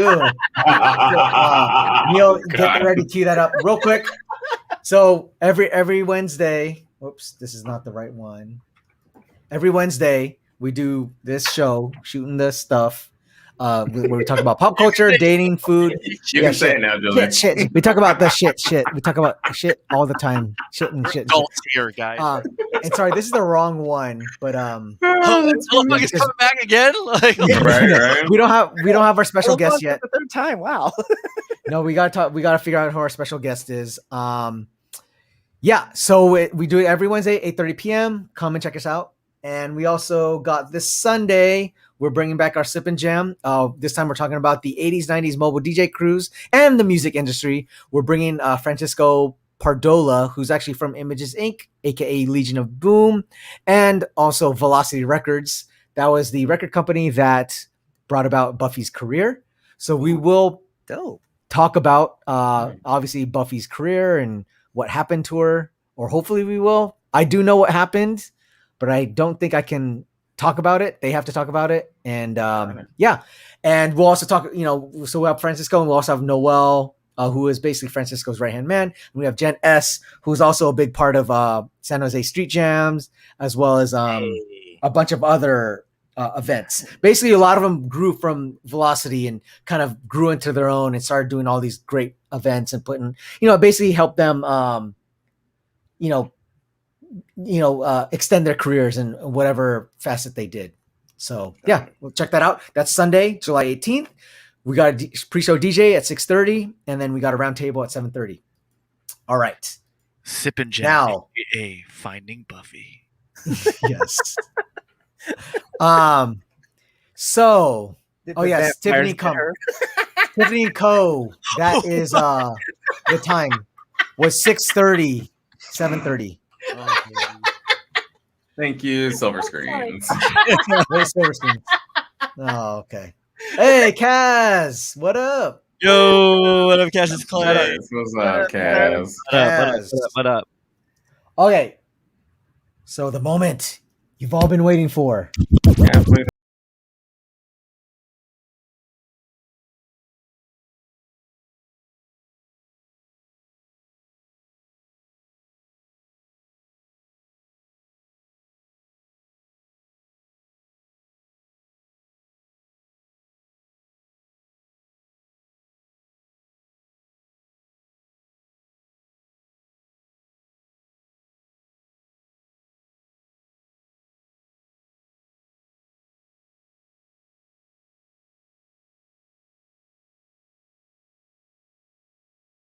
That's the sexy dance.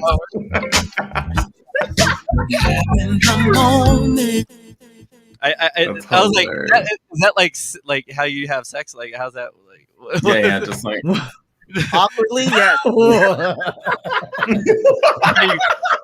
This is the move at the club that was going on. All right, nothing down here. Just all We're off to a good start, guys. Hey, girl, yes, sure. All right, so welcome everyone to our segment called 7 Minutes in Heaven with Marcus. Man, so I think this is what everyone's been looking forward to, because 2 weeks ago Marcus stated that he was gonna go hang out with J-Dub. Yes. See, So, look, Kaz is asking. See, Kaz already asked the question. Yep, already on. Yes. Yeah, we have an update. on it. Hey, Kaz, wait. Hey, surprise, Kaz. I also have another set of questions for you. I'm just God. kidding. That's cold-blooded. That's cold-blooded. Oh, Wait, man. so Marcus, so like, yeah. So were you doing something? Yes, all of that. Or like, was that happening? What's going on? Yes, that was the move. Yeah. Tell us more. Oh my god. Yeah. What happened?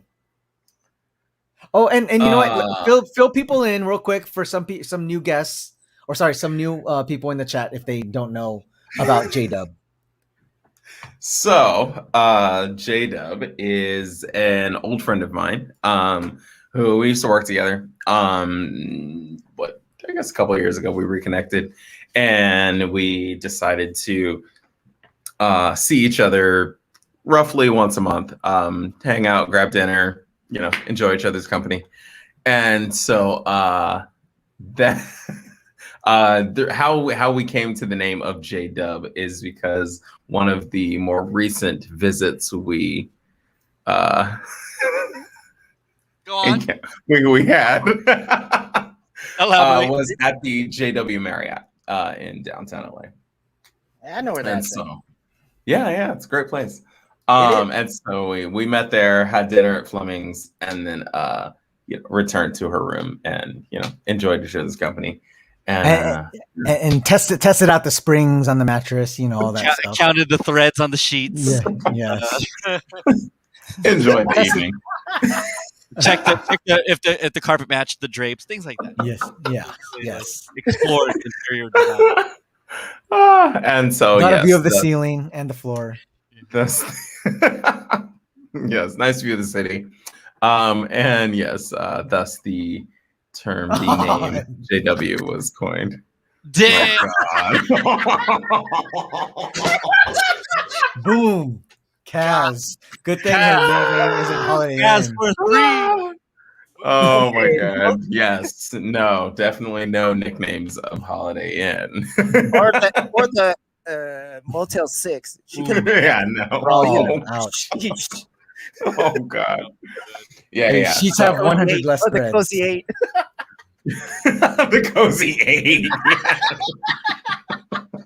Oh man. All right. So we caught everyone up. And Yeah. you were gonna meet up. You had a potential meetup with J-Dub. Yeah.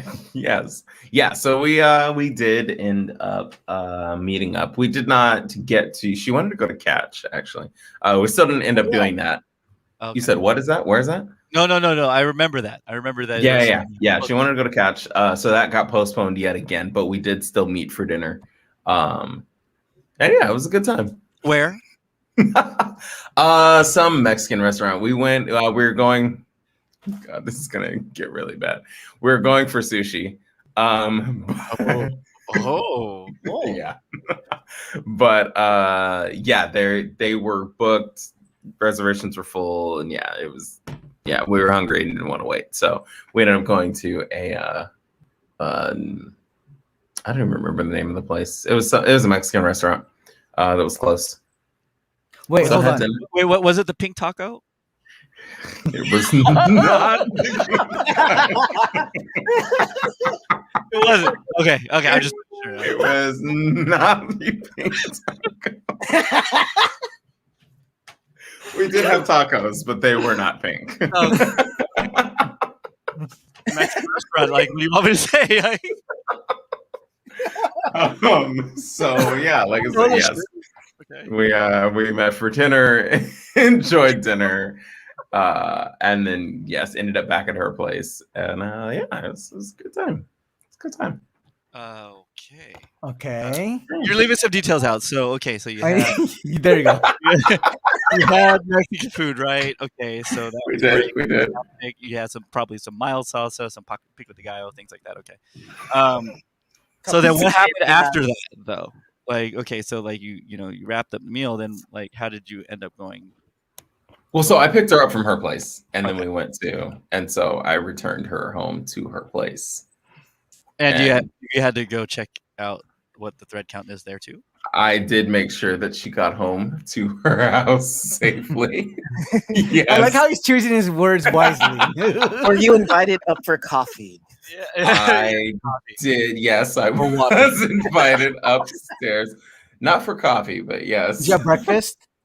I did not. No, I did not stay for breakfast.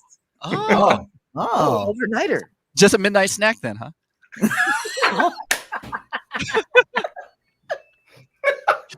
Hey, you gotta do that. There you go. Yes, you can call him midnight snack of sorts. Let's go to the chat really quick. Kaz has a question. Yeah. Did you even out your leg, Tan, before the date? I did not actually. We are still two-toned. Yes, still very much. So, two-toned. did she make a comment about that? Nah. She, no. Was it she pitch has dark? She's seen the leg before.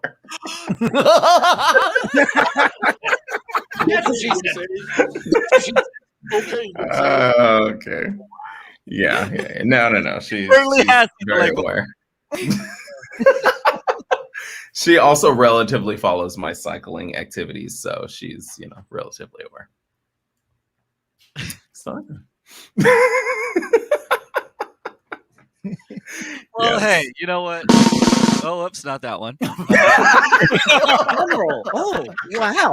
Well, you're in for a treat because guess who's on the show tonight? Guess who we have, folks? Just kidding, y'all. Just kidding. Nobody's So I think Nerdy Curious doesn't know this part about you. Oh. Yeah. So yes, yeah, I Nerdy am Curious is so confused right now. Yeah, you have no idea like how cycling can have so many innuendos. Yeah. I wonder. She doesn't know the origins of Choco Legs, so yeah, bless her with that knowledge.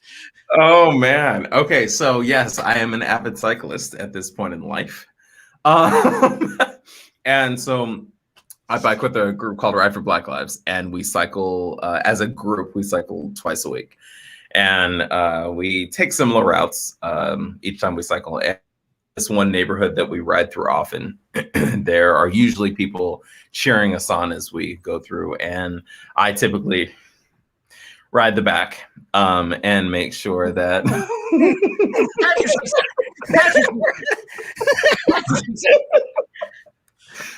to make sure that everyone is safe. And so yes, as we were cruising through one of these neighborhoods that we frequent, some random person in their front yard yelled out, "Yes, chocolate legs," and thus that is how I got my name. Yeah. Okay, USA. Yeah. But there's more to why you adopted the moniker Chocolate Legs. There's more to that. Is there? Well, you guys did have to put out an ad for it. God. Yeah, right. That was what Yeah, we don't have to go there. That's what solidified it. We'll just say that. What? Okay, wait, real quick though, because Tiffany Co says one time a month only. We want more frequent updates. Yeah, hey, Tiffany facts. All right, Tiffany Co facts. That's what I'm talking about. And Silver Screen says we watch enough trailers. Let's go full feature. So yeah, you have to give us details. So this has to be the 3-hour Zack Snyder uncut. Justice uncut. Justice Wait, uncut. is it cut or is it not cut? Like, what? That's no, not cut. No editing. Hold on. No editing allowed. No editing. Oh, Neil. I'm on it now. I'm on fire, boys. Keep it going, boy. Keep it going.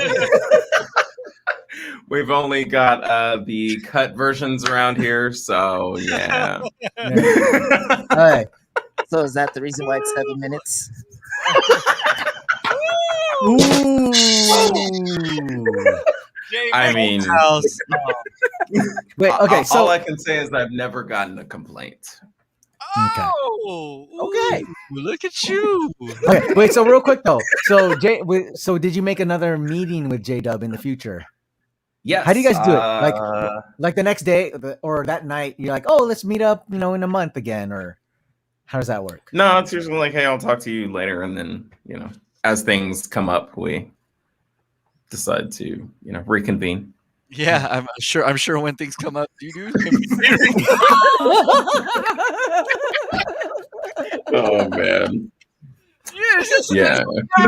You're just like Lob City at this point, dude. Yeah, like, and Neil's right there, slam dunking and all.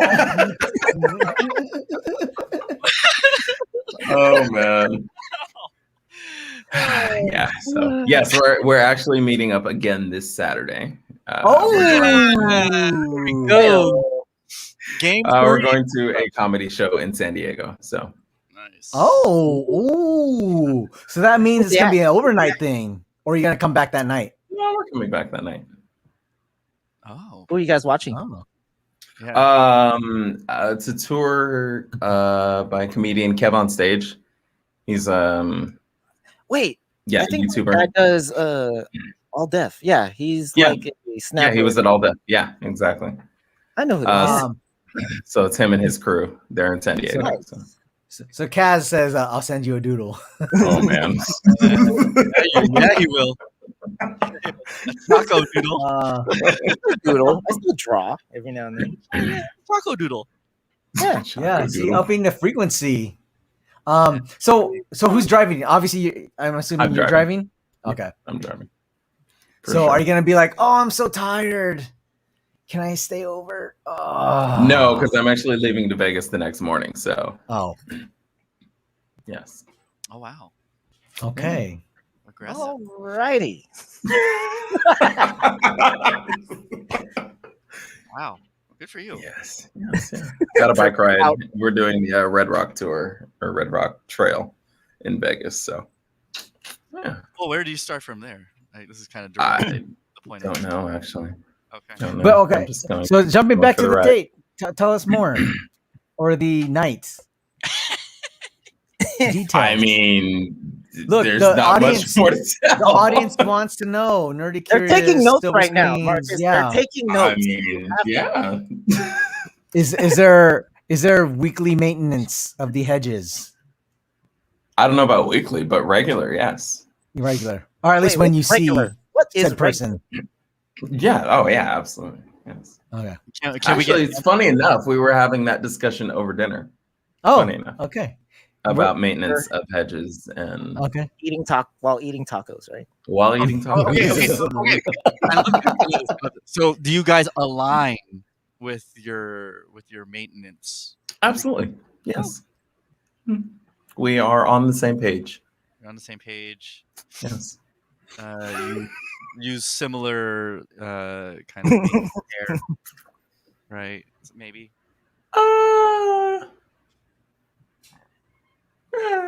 Is there a trade? Is there a trade of technique? Yes. Trade of technique. Or is there? No. Are there any requests of each of you? Oh, that's a good one. Funny enough. So no requests, but we did talk about Merkins. Okay. Ooh. Whoa. How'd that come about? About like trying them out? Yeah. Wait. So, what were you talking about? You're just like, oh yeah, yo, I do this, and she's like, oh yeah, I do that. Like, well, wouldn't it be fun if we just have a Merkin date? Like how did that work out? So funny enough.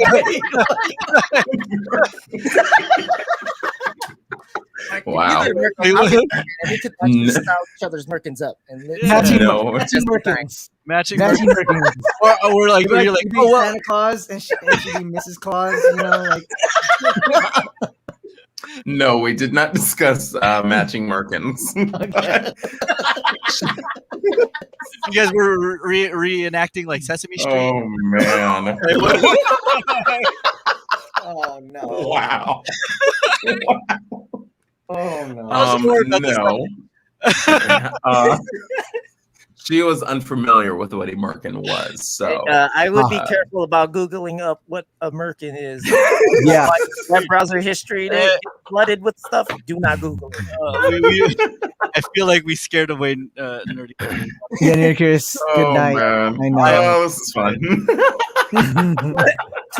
So, yeah, sorry. Apologies. It's okay. Many apologies on that. Oh man, that's hilarious.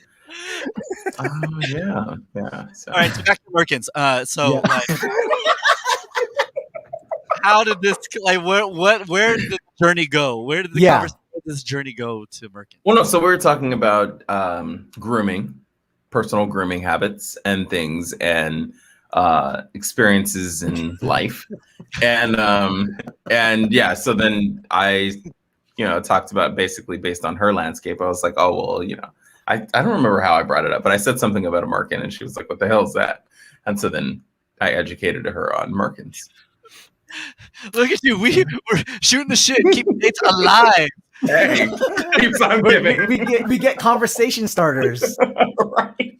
That was more like a conversation break in where you were really going after. Yeah, I mean, look, it took the conversation to the next level. So everybody in the chat, if you're on a date, if you want to quote anything that we talk about here on Shooting the Shit, feel free to do so. Make sure you drop us a comment. Actually, funny enough, because we need case studies to show how effective this show is. Funny enough, that did segue nicely into talking about this podcast. There you go. See, look at that. There you go. So very curious. So if there's a lull at the next family dinner, so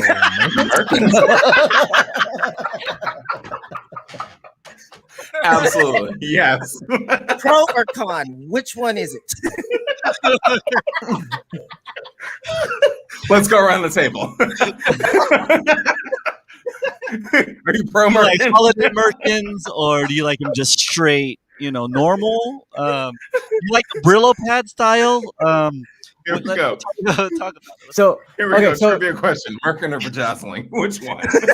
so all right. So I'm gonna get a little, I guess, semi-serious here at this moment because we did talk about this last time, and I think it was no. Don't worry, Marcus. Why are you always worried? Don't worry. I'm not gonna get all weird and all that. But no, basically, because remember you're talking about your issues with her, right? Yes. And things that would be deal breakers, right? Did that come up again in a conversation this past weekend? The conversation of or the action of? Either or. The action of. So for people Not who really. don't know, for people in the chat So- who don't know, this has been strictly on what do you call it? Goods exchange basis, right? Yeah. That Yes. sounds so bad. Right. It's a value exchange. It's fine. It's a value exchange. A value exchange. There you go. There you go. There you go. Yeah. And so because you I guess you guys, it's an understood thing, and you've talked about like your I guess certain issues or whatever. But anyways, go ahead. So yeah. The thing we were talking about last time was like deal breakers, or why we kind of hadn't, become an item, a thing. And one of the more significant ones with her is time management or being late, which does not work for me at all. Ridiculously late, not just like 5-10 minutes, but like regularly being an hour or two late to different events. And so, we don't talk about it anymore, because the last couple of times we've talked about it, she's very clear on it is what it is. I get there when I get there, So Okay. no, it doesn't come up in conversation. And so in practice, it wasn't an issue this time because I picked her up. And so it was one of those things where I was coming from my house and we live a good distance away from each other. So yeah. Yes, this is Tardy Tammy. That's a new one. It's hilarious. Right. That's a good one. Okay. It is a good one. So yeah, no, it's definitely like when I'm coming from a distance to get to her. Also, she wasn't getting like dressed. I picked that on it, Neil. I also picked that on it. I wasn't the only one. You come from a distance. Yeah. Jeez. Yes, I do. So yes. Was it 50 yards, 100 yards? Oh my god. On the topic of timing, though, right? So, like, to Tiffany and Co's point, like, was she on time for the date? I mean, so a lot of the time, like, what we talk about is about like timing in the beginning of the date when she shows up for the beginning of the night. What's her timing like at the end of the night? Hey,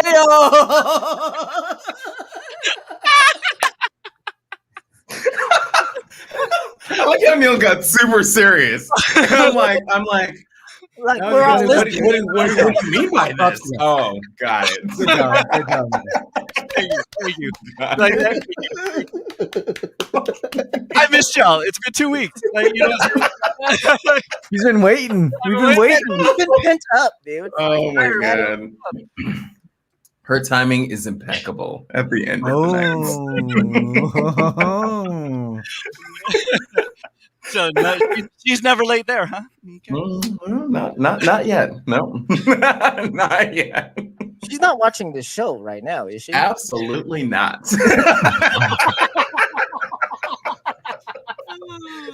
Absolutely not. The funny thing that you mentioned that, J-Mix, because a lot of other people we've brought on the show who are dating or are getting into a relationship, a lot of them we ask, like, hey, do you tell your significant other? And they're like, hell no. I guess because this segment that we do 7 minutes in heaven with Marcus, we obviously go into the guests and we ask them questions about their dating life and all that stuff. Yeah. Well, mine's already tuning in watching this, and she's probably just shaking her head while Yeah. watching my ass just make an ass of myself. So there we go. Yeah. So yeah. All right. Let's see.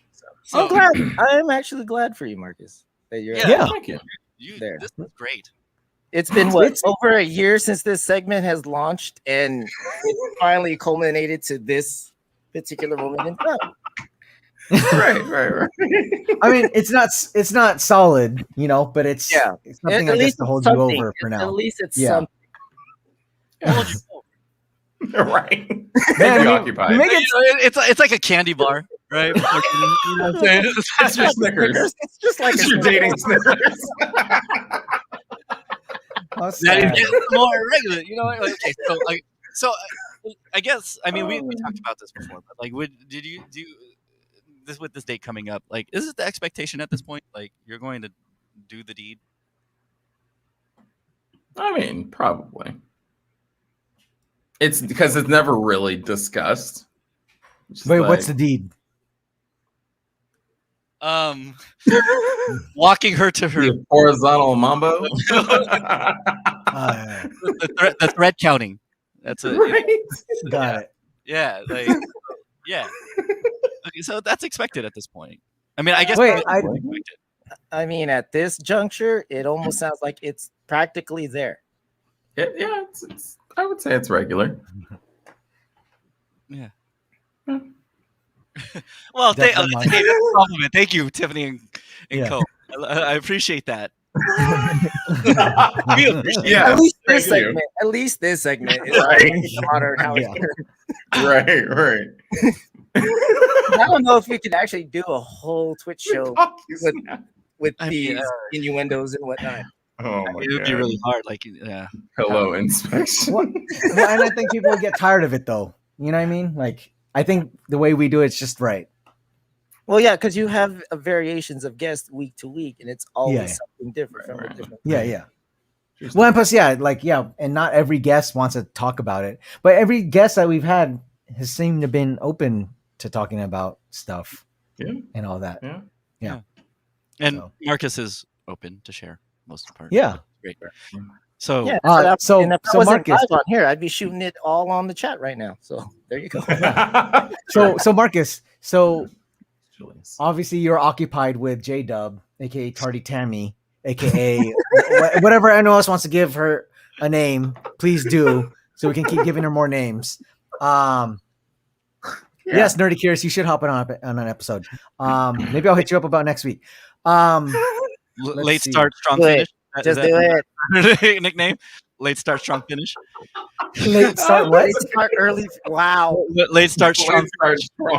Oh, that's too long of a name. But so Marcus, so obviously you're occupied with Tardy Tammy, aka J-Dub. Right. I'm assuming you didn't peruse your dating apps. Funny enough, I did not. I did get quite a few notifications this week, so I do need to go in and clearing things out and see what's going on in there. All right. Okay. Do Cool. that for next week. Cool. Well, yeah. Let us know. So this Saturday, you said you're going to watch a comedy show, and then you're going up to Vegas. Are you going to Vegas with J-Dub as well, or just with different people? No. This is the bike. We're going to bike. Oh, okay. Got it. Oh, you're biking all the way to Vegas? Not to Vegas. We're driving to Vegas and then biking in Vegas. Oh, nice. Okay. Amazing journey on a bike. So, like a long 2 days right there, dude. If that was. Like, hey, so we'll nickname this person Friend Zone. Is Friend Zone going to Vegas? She is actually. Just tell her, you gotta drop the what happens in Vegas stays in Vegas, baby. No, not by shooting the shit though. You'll have to let it know. Shooting the shit. On. Hey, what's up, Casey Mom? So she actually asked a valid question. This is a great it was a question. Marcus did answer this, but we'll let you answer it, Marcus. So, Marcus, is being tardy an ultimate deal breaker? Being tardy is not a deal breaker. Being disrespectfully late is a deal breaker. Ooh. Yes. Oh, and say hello to Casey Ma, by the way. Thank you for the question. Hello, Casey. Yes. Welcome. So which is a great question. So Yeah. so what you're saying, you're basically saying that J-Dub is disrespectfully late. Yeah, like regularly. Like Yeah. she gives zero fucks. And like I said, and we've wait, actually wait, no, that's a lie.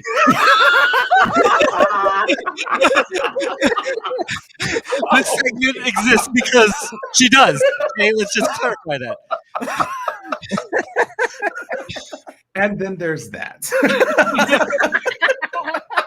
Neil, man, Neil, Bravo. dude, Neil, hold on. Just put Neil on the stage real quick. Neil on stage. What up, y'all? Hey, how's it going, y'all? Oh God! Wow, that Resident was audio technician. that was great.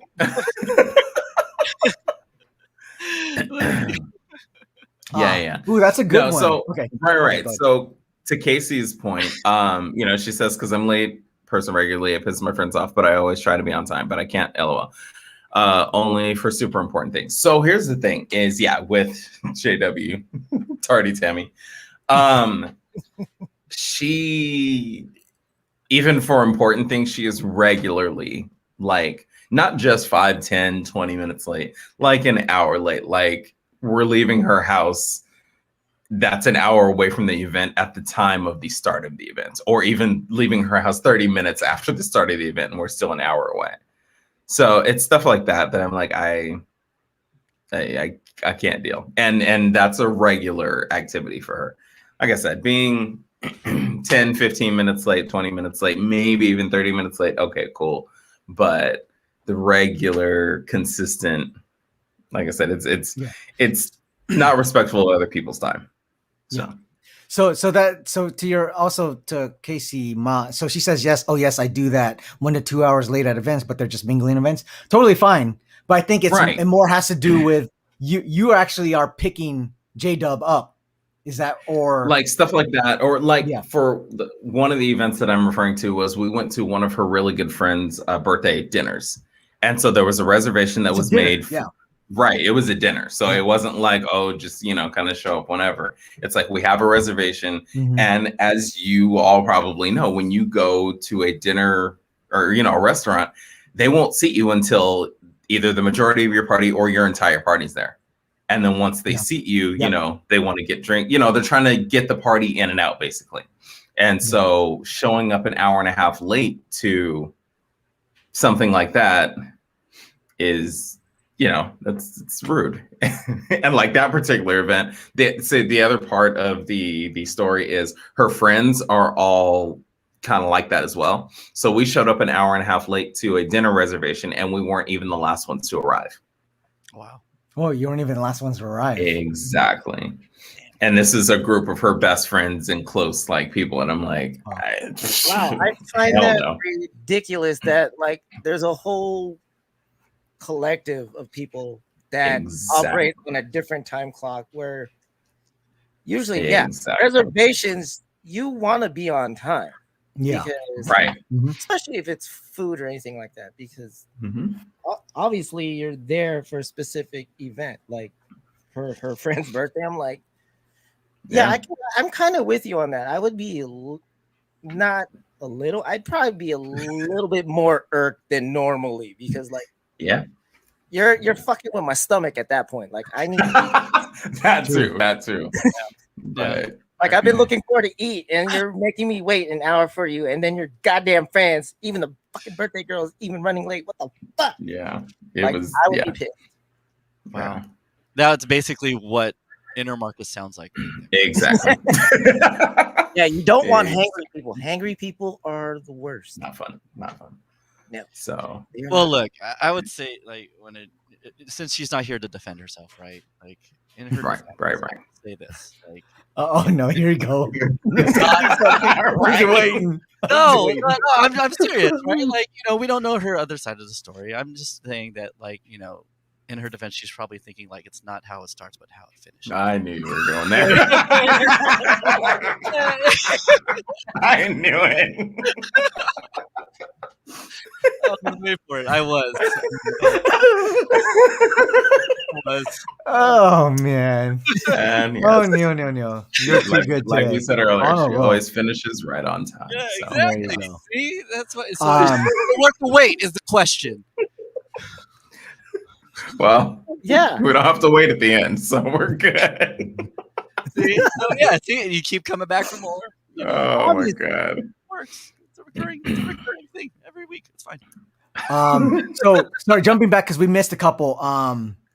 So Tiffany and Co. Yes, friend zone is different from J-Dub. I think we addressed that. Did we address that, right? I don't think we did. We did. We did. Okay. Yes. Okay, go. Okay. And Master Mix Crew says, "Oh, what up, Master? What up? Yeah, what's Master up? Mix? Shout out Master Mix Crew. Master Mix Crew says it's a little warm in Vegas. Biking? Yeah, so we're actually we're leaving at about 1 a.m. to arrive around 4 a.m. and biking at 4 a.m. to about 9 a.m. And then Oh, okay. Yeah. Oh, you can catch the replay, Diva 929. It's all there. We're just getting started now that you're on, though. Oh man. Okay. So jumping back. Okay, so Nerdy Curious says, I went to a birthday party. I was half an hour late because the bus I was on broke down. When I arrived, my friend, the birthday girl, was sitting alone at a table for 13. Oh, wow. I asked what happened to everyone else. She said she had no idea. It was so heartbreaking. We were by ourselves for another hour before others began showing up with no excuses. Damn. Wow. See, I can't. Yeah. That's sad. crazy. That is actually sad. Yeah. That's crazy. That's insane. Wow. Yeah. And like, don't get me wrong, I am not the most punctual person in the world. Like, 5-10 minutes here or there, but yeah, like you said, for dinner reservations, that's Yeah. that's a different level right there. Yeah. Right. Who handled that reservation, by the way? Like, is it one of those reservations where, like, if it's a huge group and you have to put money down for it? Oh yeah, that's a good point. Yeah, that's an entirely different. Yeah. That is like, get your ass over here.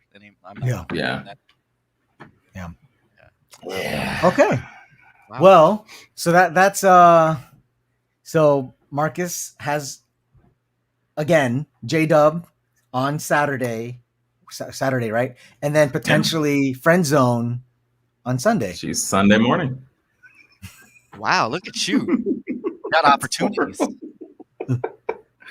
Oh god. Well, yeah. one is an actual date, So- and the other one is like, Are you driving Friend Zone?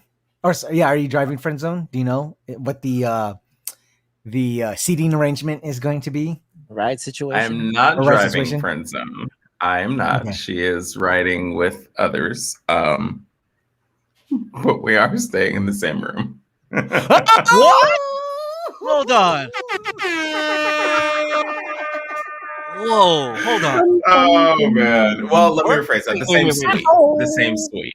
Not Okay, the yeah, same I was room. gonna say, like, okay, so who's in the room? How's the living situation? How do you get into The her same bed? Can you draw a diagram for us, please? Yeah, like, are you in her bed or are you like adjacent? Like, how is this working?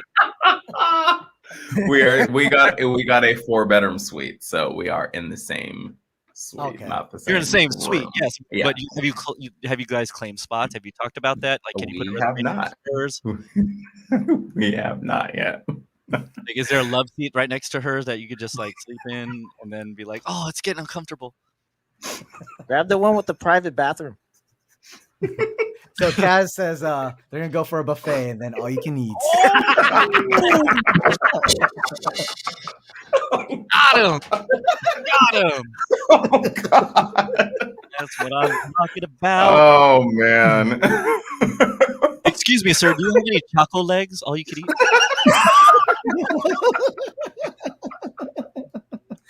Oh yes, Oh, we God. have that dialed up for room service right away. Oh man. Silver screens. Whatever happens. Finger guns.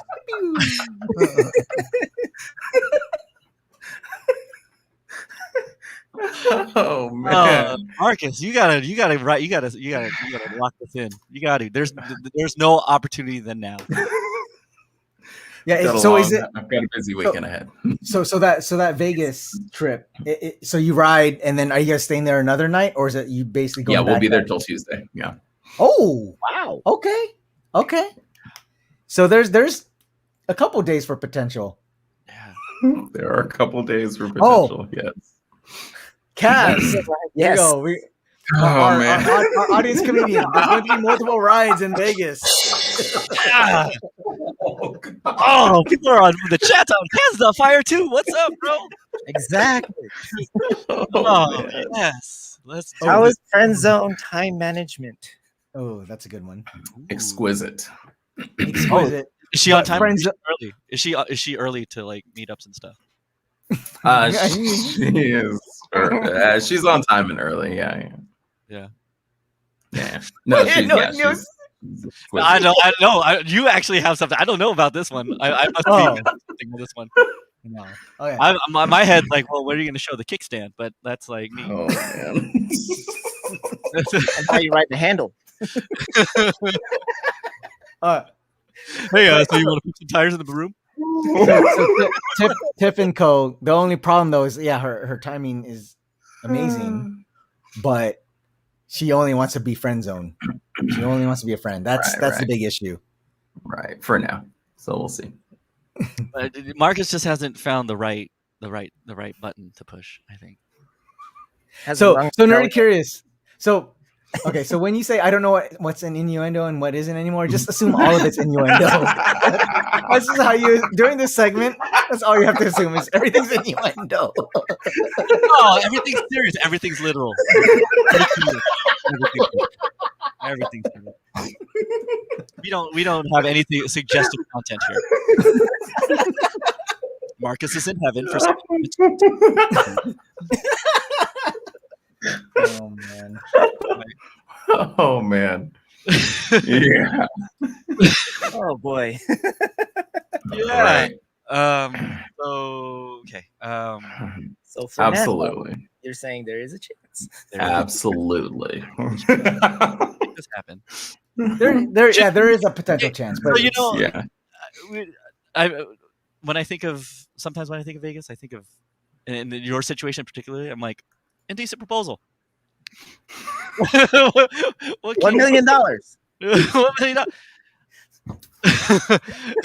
What came along those lines? Yeah. Think about one night, just one night. That is awful. You want to go? You want to go with the line? Now we're really on the chain is off the grooves. That's all. So, how do we rate the chip? Pat, help us.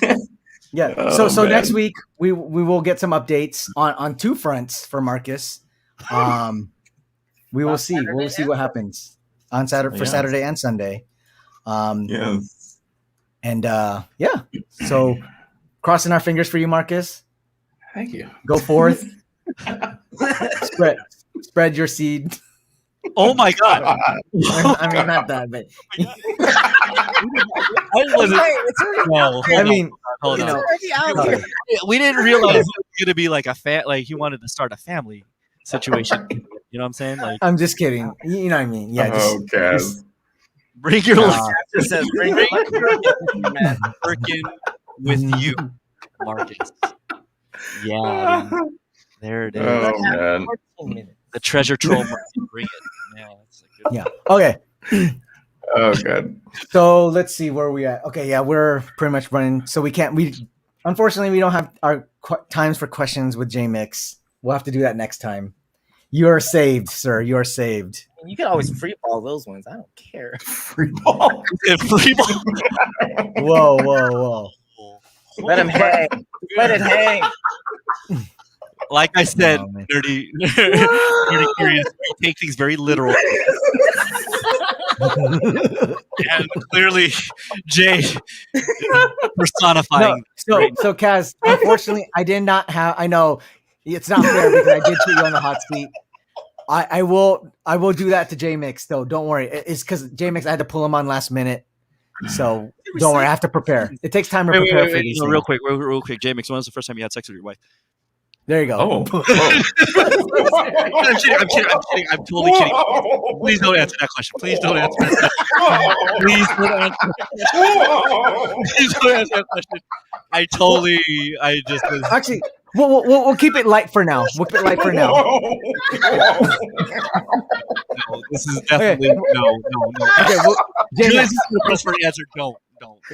Yeah. I'll start it easy for you. Here's the thing. I will be tactful in how I answer this question. Oh my God! Don't answer it. No. I'll say this. No, I'll say this. We didn't sleep together until we've been together for a full year.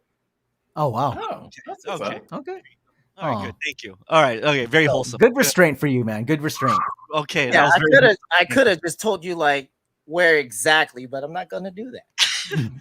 Oh, thank goodness! I was sweating bullets. So real quick though,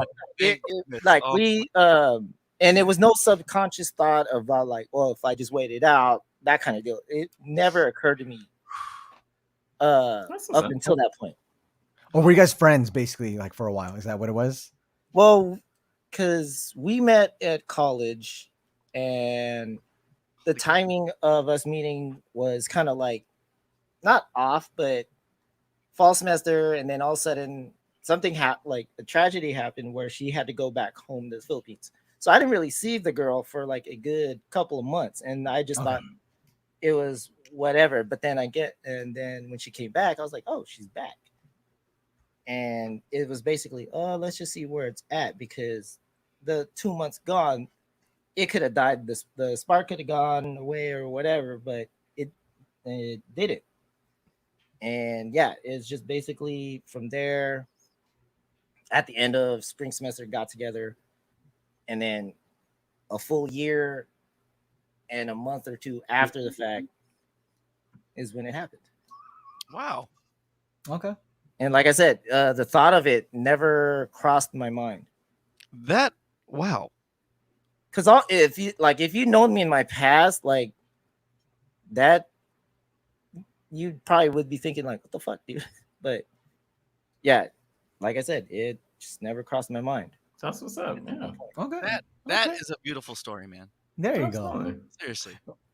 Every time Neo talks, I'm ready for Neo to do like his punchline. No, I'm serious. Like, no punchline for this one. I'm like serious. Okay. I threw out the most ridiculous question just to get a rise out of everyone, and all of a sudden we got this beautiful story come out. This is amazing. Yeah. Well, you want to make it even more cute and cheesy? The fact that where we met at a dance class.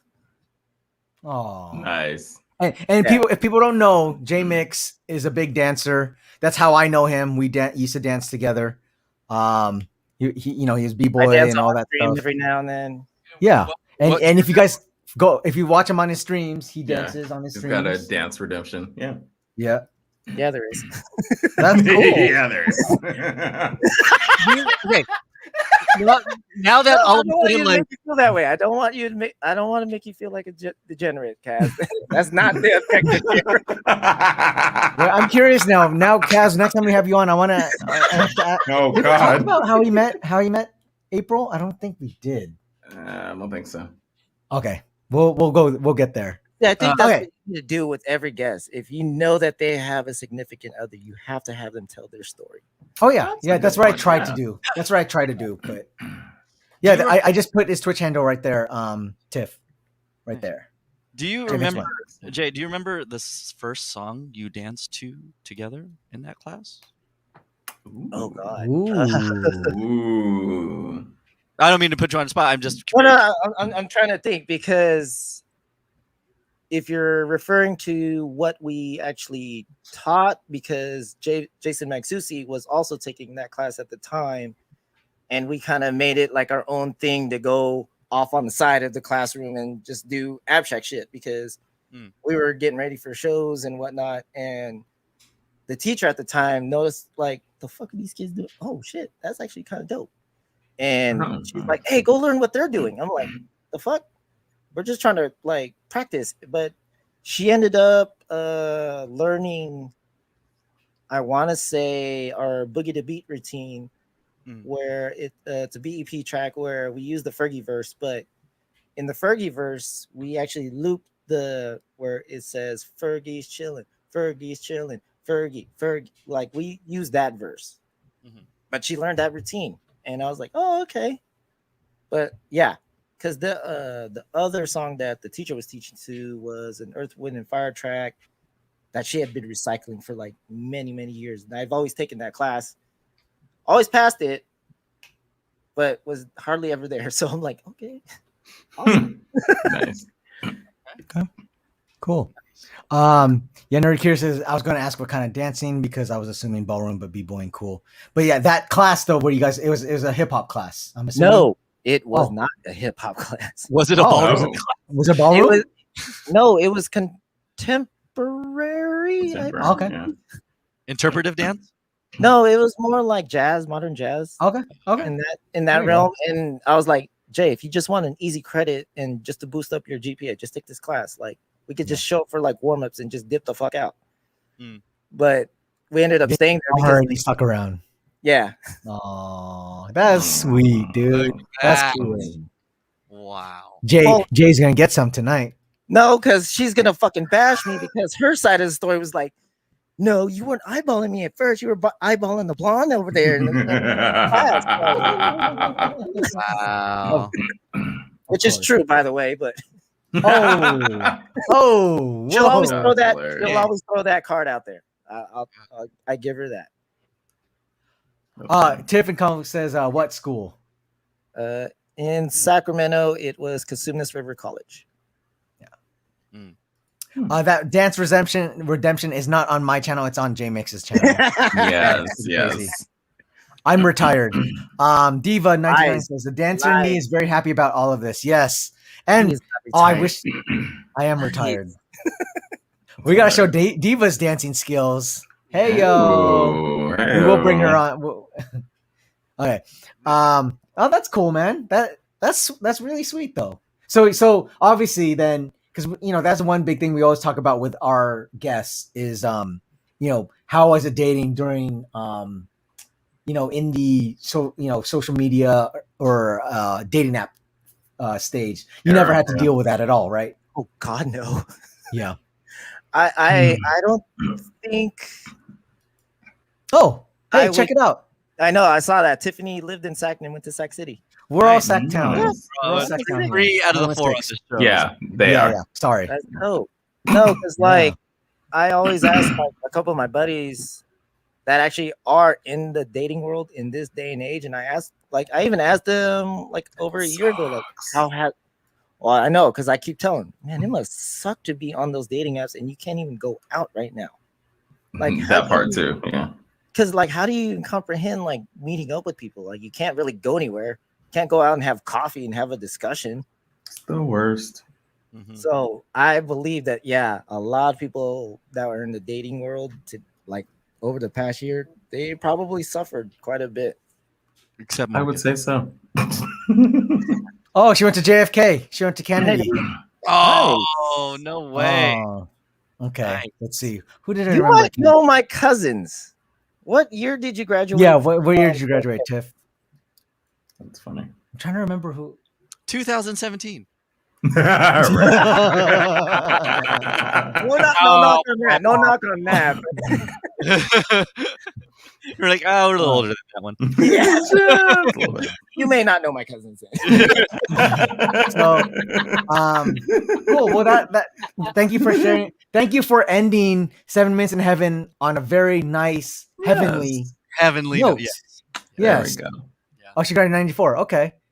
Oh, wait, never mind. I would not know my cousins. Oh, really? Okay. My cousins were there like after I graduated high school, and that was in 97. So okay. Yeah. But that'd be about a year. They might be freshmen when she was a senior. Nah, my cousins are like 2001. 2000, yeah, like mid 2000s. Oh, they started in 97. Got it. Oh, I thought you meant 90. They graduated in 97. Got it. Yeah. Got it. Okay. Cool. Okay. Well, thank you for, like I said, ending this on a heavenly note. Very much so. Did you go to high school at Gift the Gab?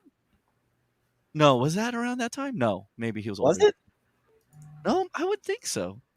I think because Give It Back went to Kennedy. I think. I don't Really? remember. Anyway. Oh, okay. All right. Well, let's we gotta end the show pretty soon. It's already getting late. Let's move on to our next and last segment. Here you go.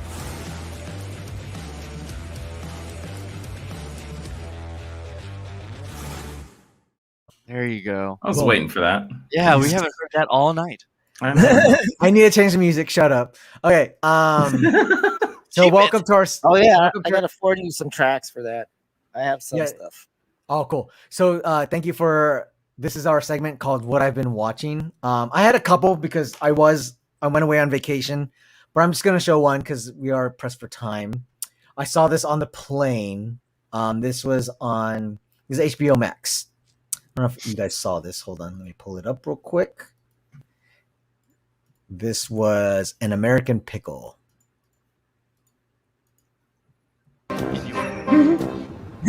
Awesome.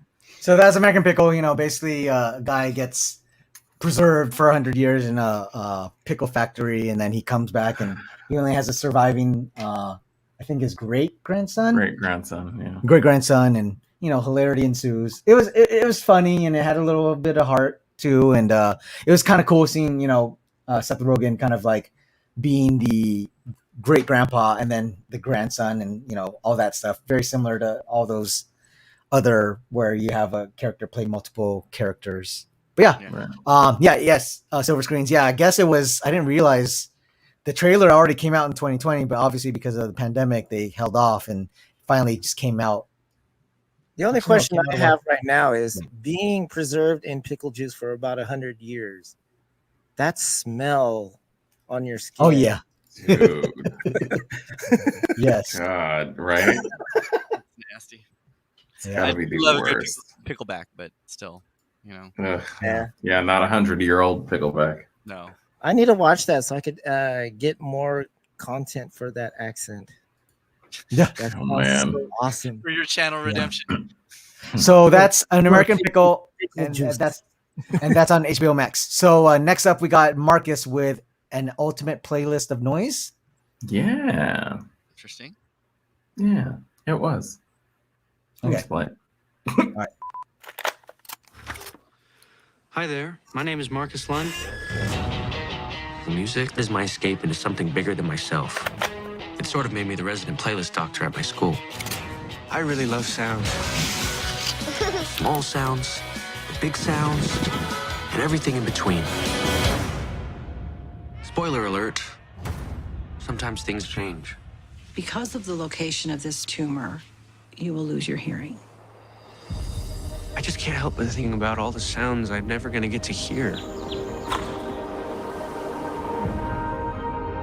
Plan was simple. I would road trip across America, recording all my favorite sounds before my surgery.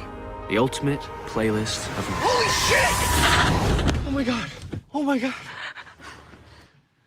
Hi, I'm Wendy. Head to New York. How long till we get there? We?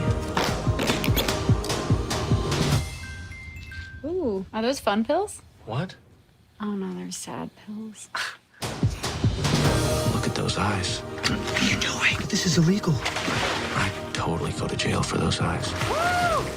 So why a playlist? Watching people listen to it will be the next best thing to hearing it again. You ready? Okay, go.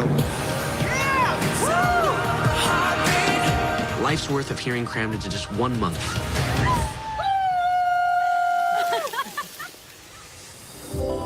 Stay by the door. Marcus, what are the chances that we meet? It's crazy, but like, what if crazy was supposed to happen? This is the last chance for me to hear what it sounds like to be alive. I wish I could fly, but I can't reach. Now it's Saying goodbye to something you love is hard. above me. I open my eyes, A million thoughts are running through my head. you're the only one that knows me. But now, I see that life without sound is beautiful. Well, I wonder where I'm going. So yeah, that obviously already came out. But yeah, it was a pretty cool story. Heartfelt. Nerdy curious says this looks cute, but I'm kind of over the manic girl dream. Yeah, relatable. But I mean, the cool part is it is more about him and his struggle with his loss of hearing and that last month that he's got to deal with it. So pretty good movie though. So wow, that is the ultimate playlist of noise on Hulu. Sorry, Neil, did you want to add something to that? I would imagine that one of the playlists for our show is. That's what she said. Yes, absolutely. No, but I will say this. Seeing this show or as one of your recommendations or things that you watched, we're learning a lot that you're definitely a romantic. I would say so. Absolutely, yes. Do you watch any of these with your peoples? That's a good question. No, I have not watched any of the nothing that I've talked about on the show. No. Any reason why? We just haven't spent that much time together. Also, the show debuted, in the middle of pandemic. So. Got it. Yeah. Homework: incorporate one of these movies into your dates. See what happens. That's a good one. Well, yeah, work on that. Yeah, there you go. A stay-in date. Right. Yes. Netflix and chill. Require more time. Yes. Yes. So Nerdy Curious says, as someone who's a music lover, I'm putting this immediately on my list. It's interesting for sure. So J-Mix, if you can add a movie or a TV show in the list so we can show it, if you have one. Sorry, I know we just totally threw this all on you last minute. Sorry, man. But before we just text it to me and I'll look it up. But for Neil 6, we have The Hunt. Yeah, going from that romantic love, beautiful love story called The Hunt. Wait, so real quick before we jump from the romantic story to your crazy stuff. Nerdy Curious says Hulu and Hugs. That's a nice Hulu one. Yes, I was gonna say it's Netflix and chill and Hulu and commitment, but yeah, Hulu and Hugs works too. It's Hulu and commitment. I've never heard of that. I never heard of that. You haven't heard that? Yeah, Netflix and chill and Hulu and commitment. Yeah. Oh, so that's why you haven't used it on. Wow.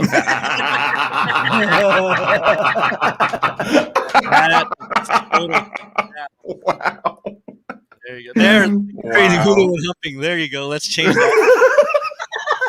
Well done, Sick and Crazy. Thank you. Oh God.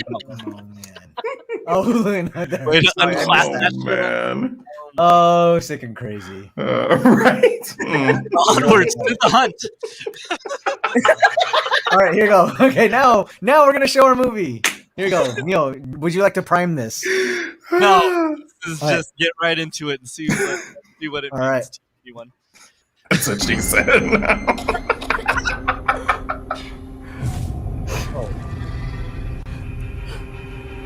Hello? Hey! What is happening? What is all of this? Did you see that article? Every year, these liberal elites kidnap a bunch of normal folks like us and hunt us for sport. The last I heard, free speech still exists. Don't First Amendment me. It wasn't real. Everybody get out of here! We were joking. There's been a killing spree. You gotta come here right now. You actually believed we were hunting human beings for sport. But you are.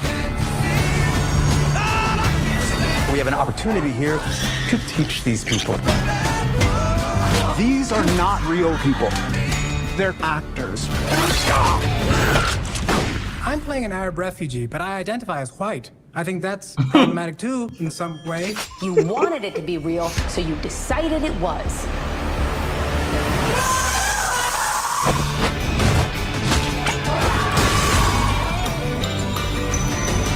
What kind of sick people would even think of something like that? White people. We're the worst. At T-Mobile, we believe you should get more. Where can we watch this? Magenta Max. This is on HBO Max. This segment is not brought to you by T-Mobile, by the way.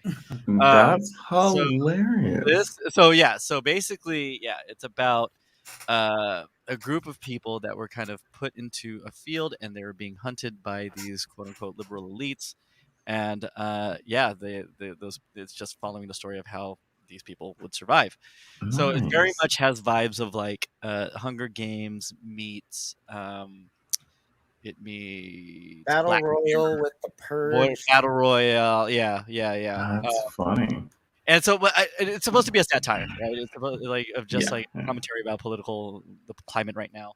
What I thought was interesting about it was that like it was liberal elites hunting like deplorables is what they called the people that are hunting. But when I think about like liberals, I don't think of them as like gun owners at all. Like I think Right. you know what I mean. So for that, and it's weird because like what you think of and at least from a liberal perspective of like what you think of Republicans is like gun-toting, like really hyper violent. That's how they portray the liberal elites in this movie. So it's really fascinating, and like it's a lot of action. Hilary Swank's in it.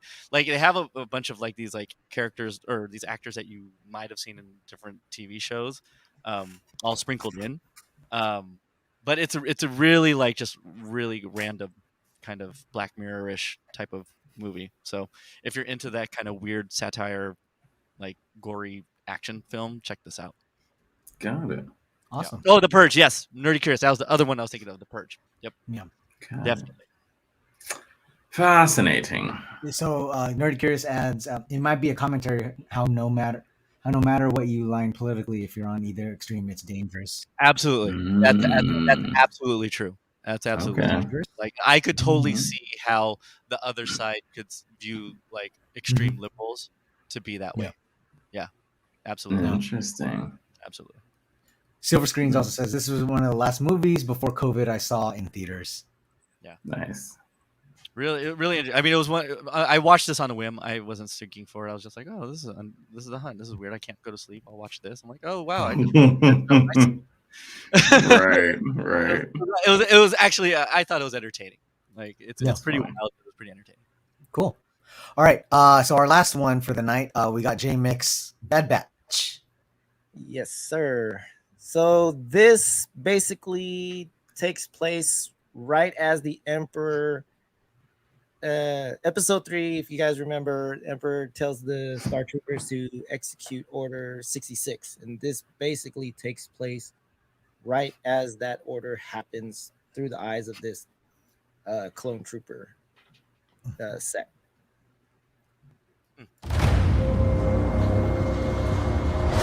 A test is in order.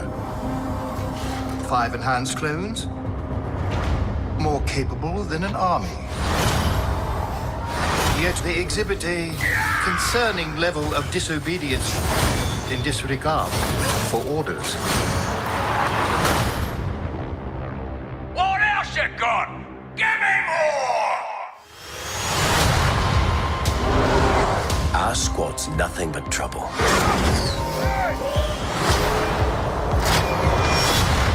But we get the job done.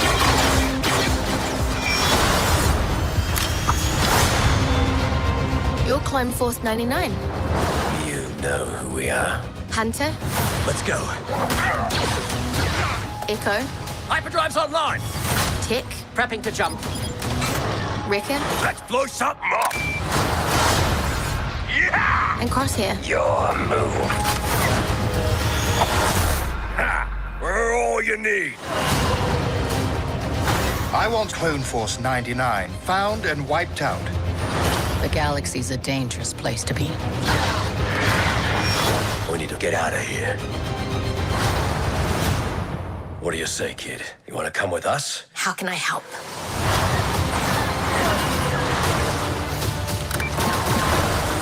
The Clone Wars have ended. You can either adapt and survive, or die with the past. The decision is yours. We do what we do.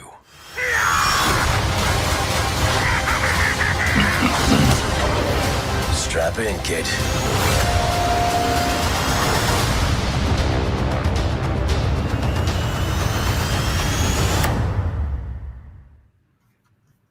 Nice. So far, it's been weekly. It hasn't ended yet. Like as far as I know. So this series has probably about 12 episodes after this week. So I'm a little behind, but I'm actually pretty engaged into how this is all gonna pan out, leading up to say Rogue One or even Episode 4. Cool. Yeah, and any That's Star Wars awesome. buff, yeah, I'm definitely watching this. Nice. Yeah. Yeah, my daughter's been watching it, and unfortunately, I haven't been able to watch it with her. But yeah, she's really enjoying it. So It's actually a good. definitely- It does point out some like humanistic and character analysis of oneself, and it's kind of like who do you identify as for the most part. Nice. Interesting. Awesome. Yeah. No, Clone Wars. Yeah, I just literally started Clone Wars. I'm only on like episode 5. I know I have a long way to go because that thing's like hella long. But yeah. It is. Did Diva I see? asked, did you see the I anime Star have Wars coming out? not.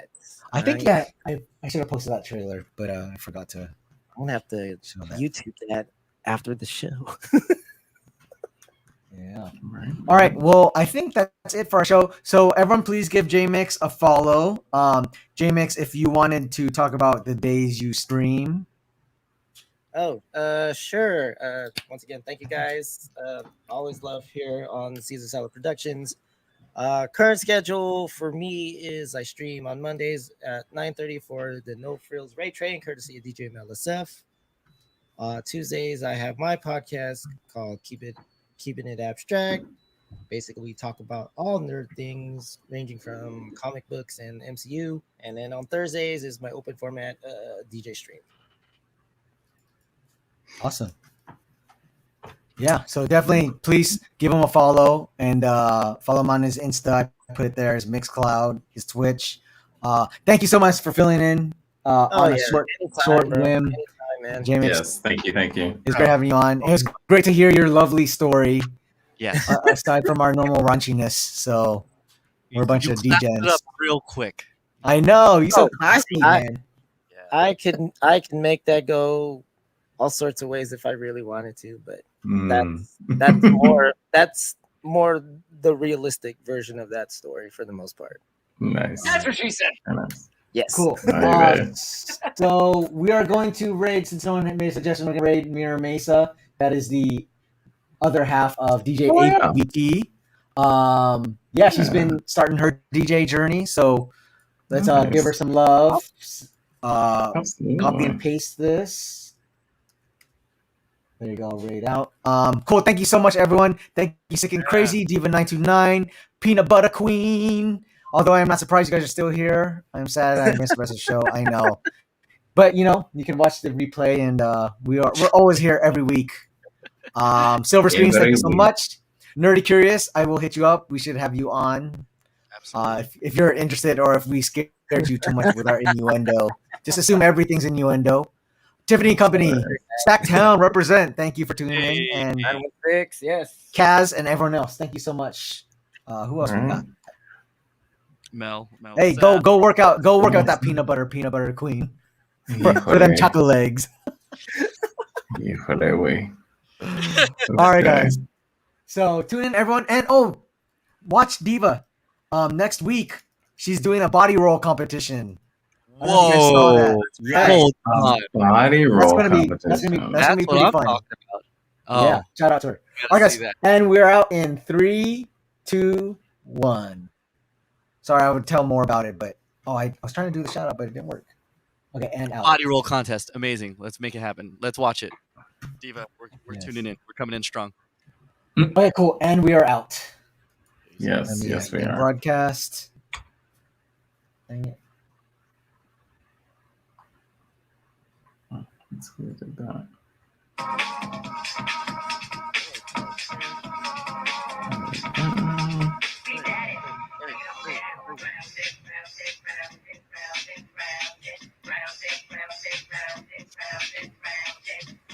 R. Let me end stream real quick.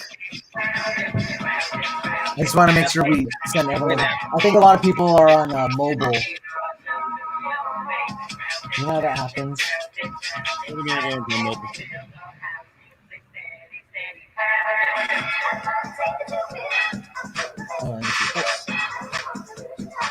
Yeah, see, there's a couple people.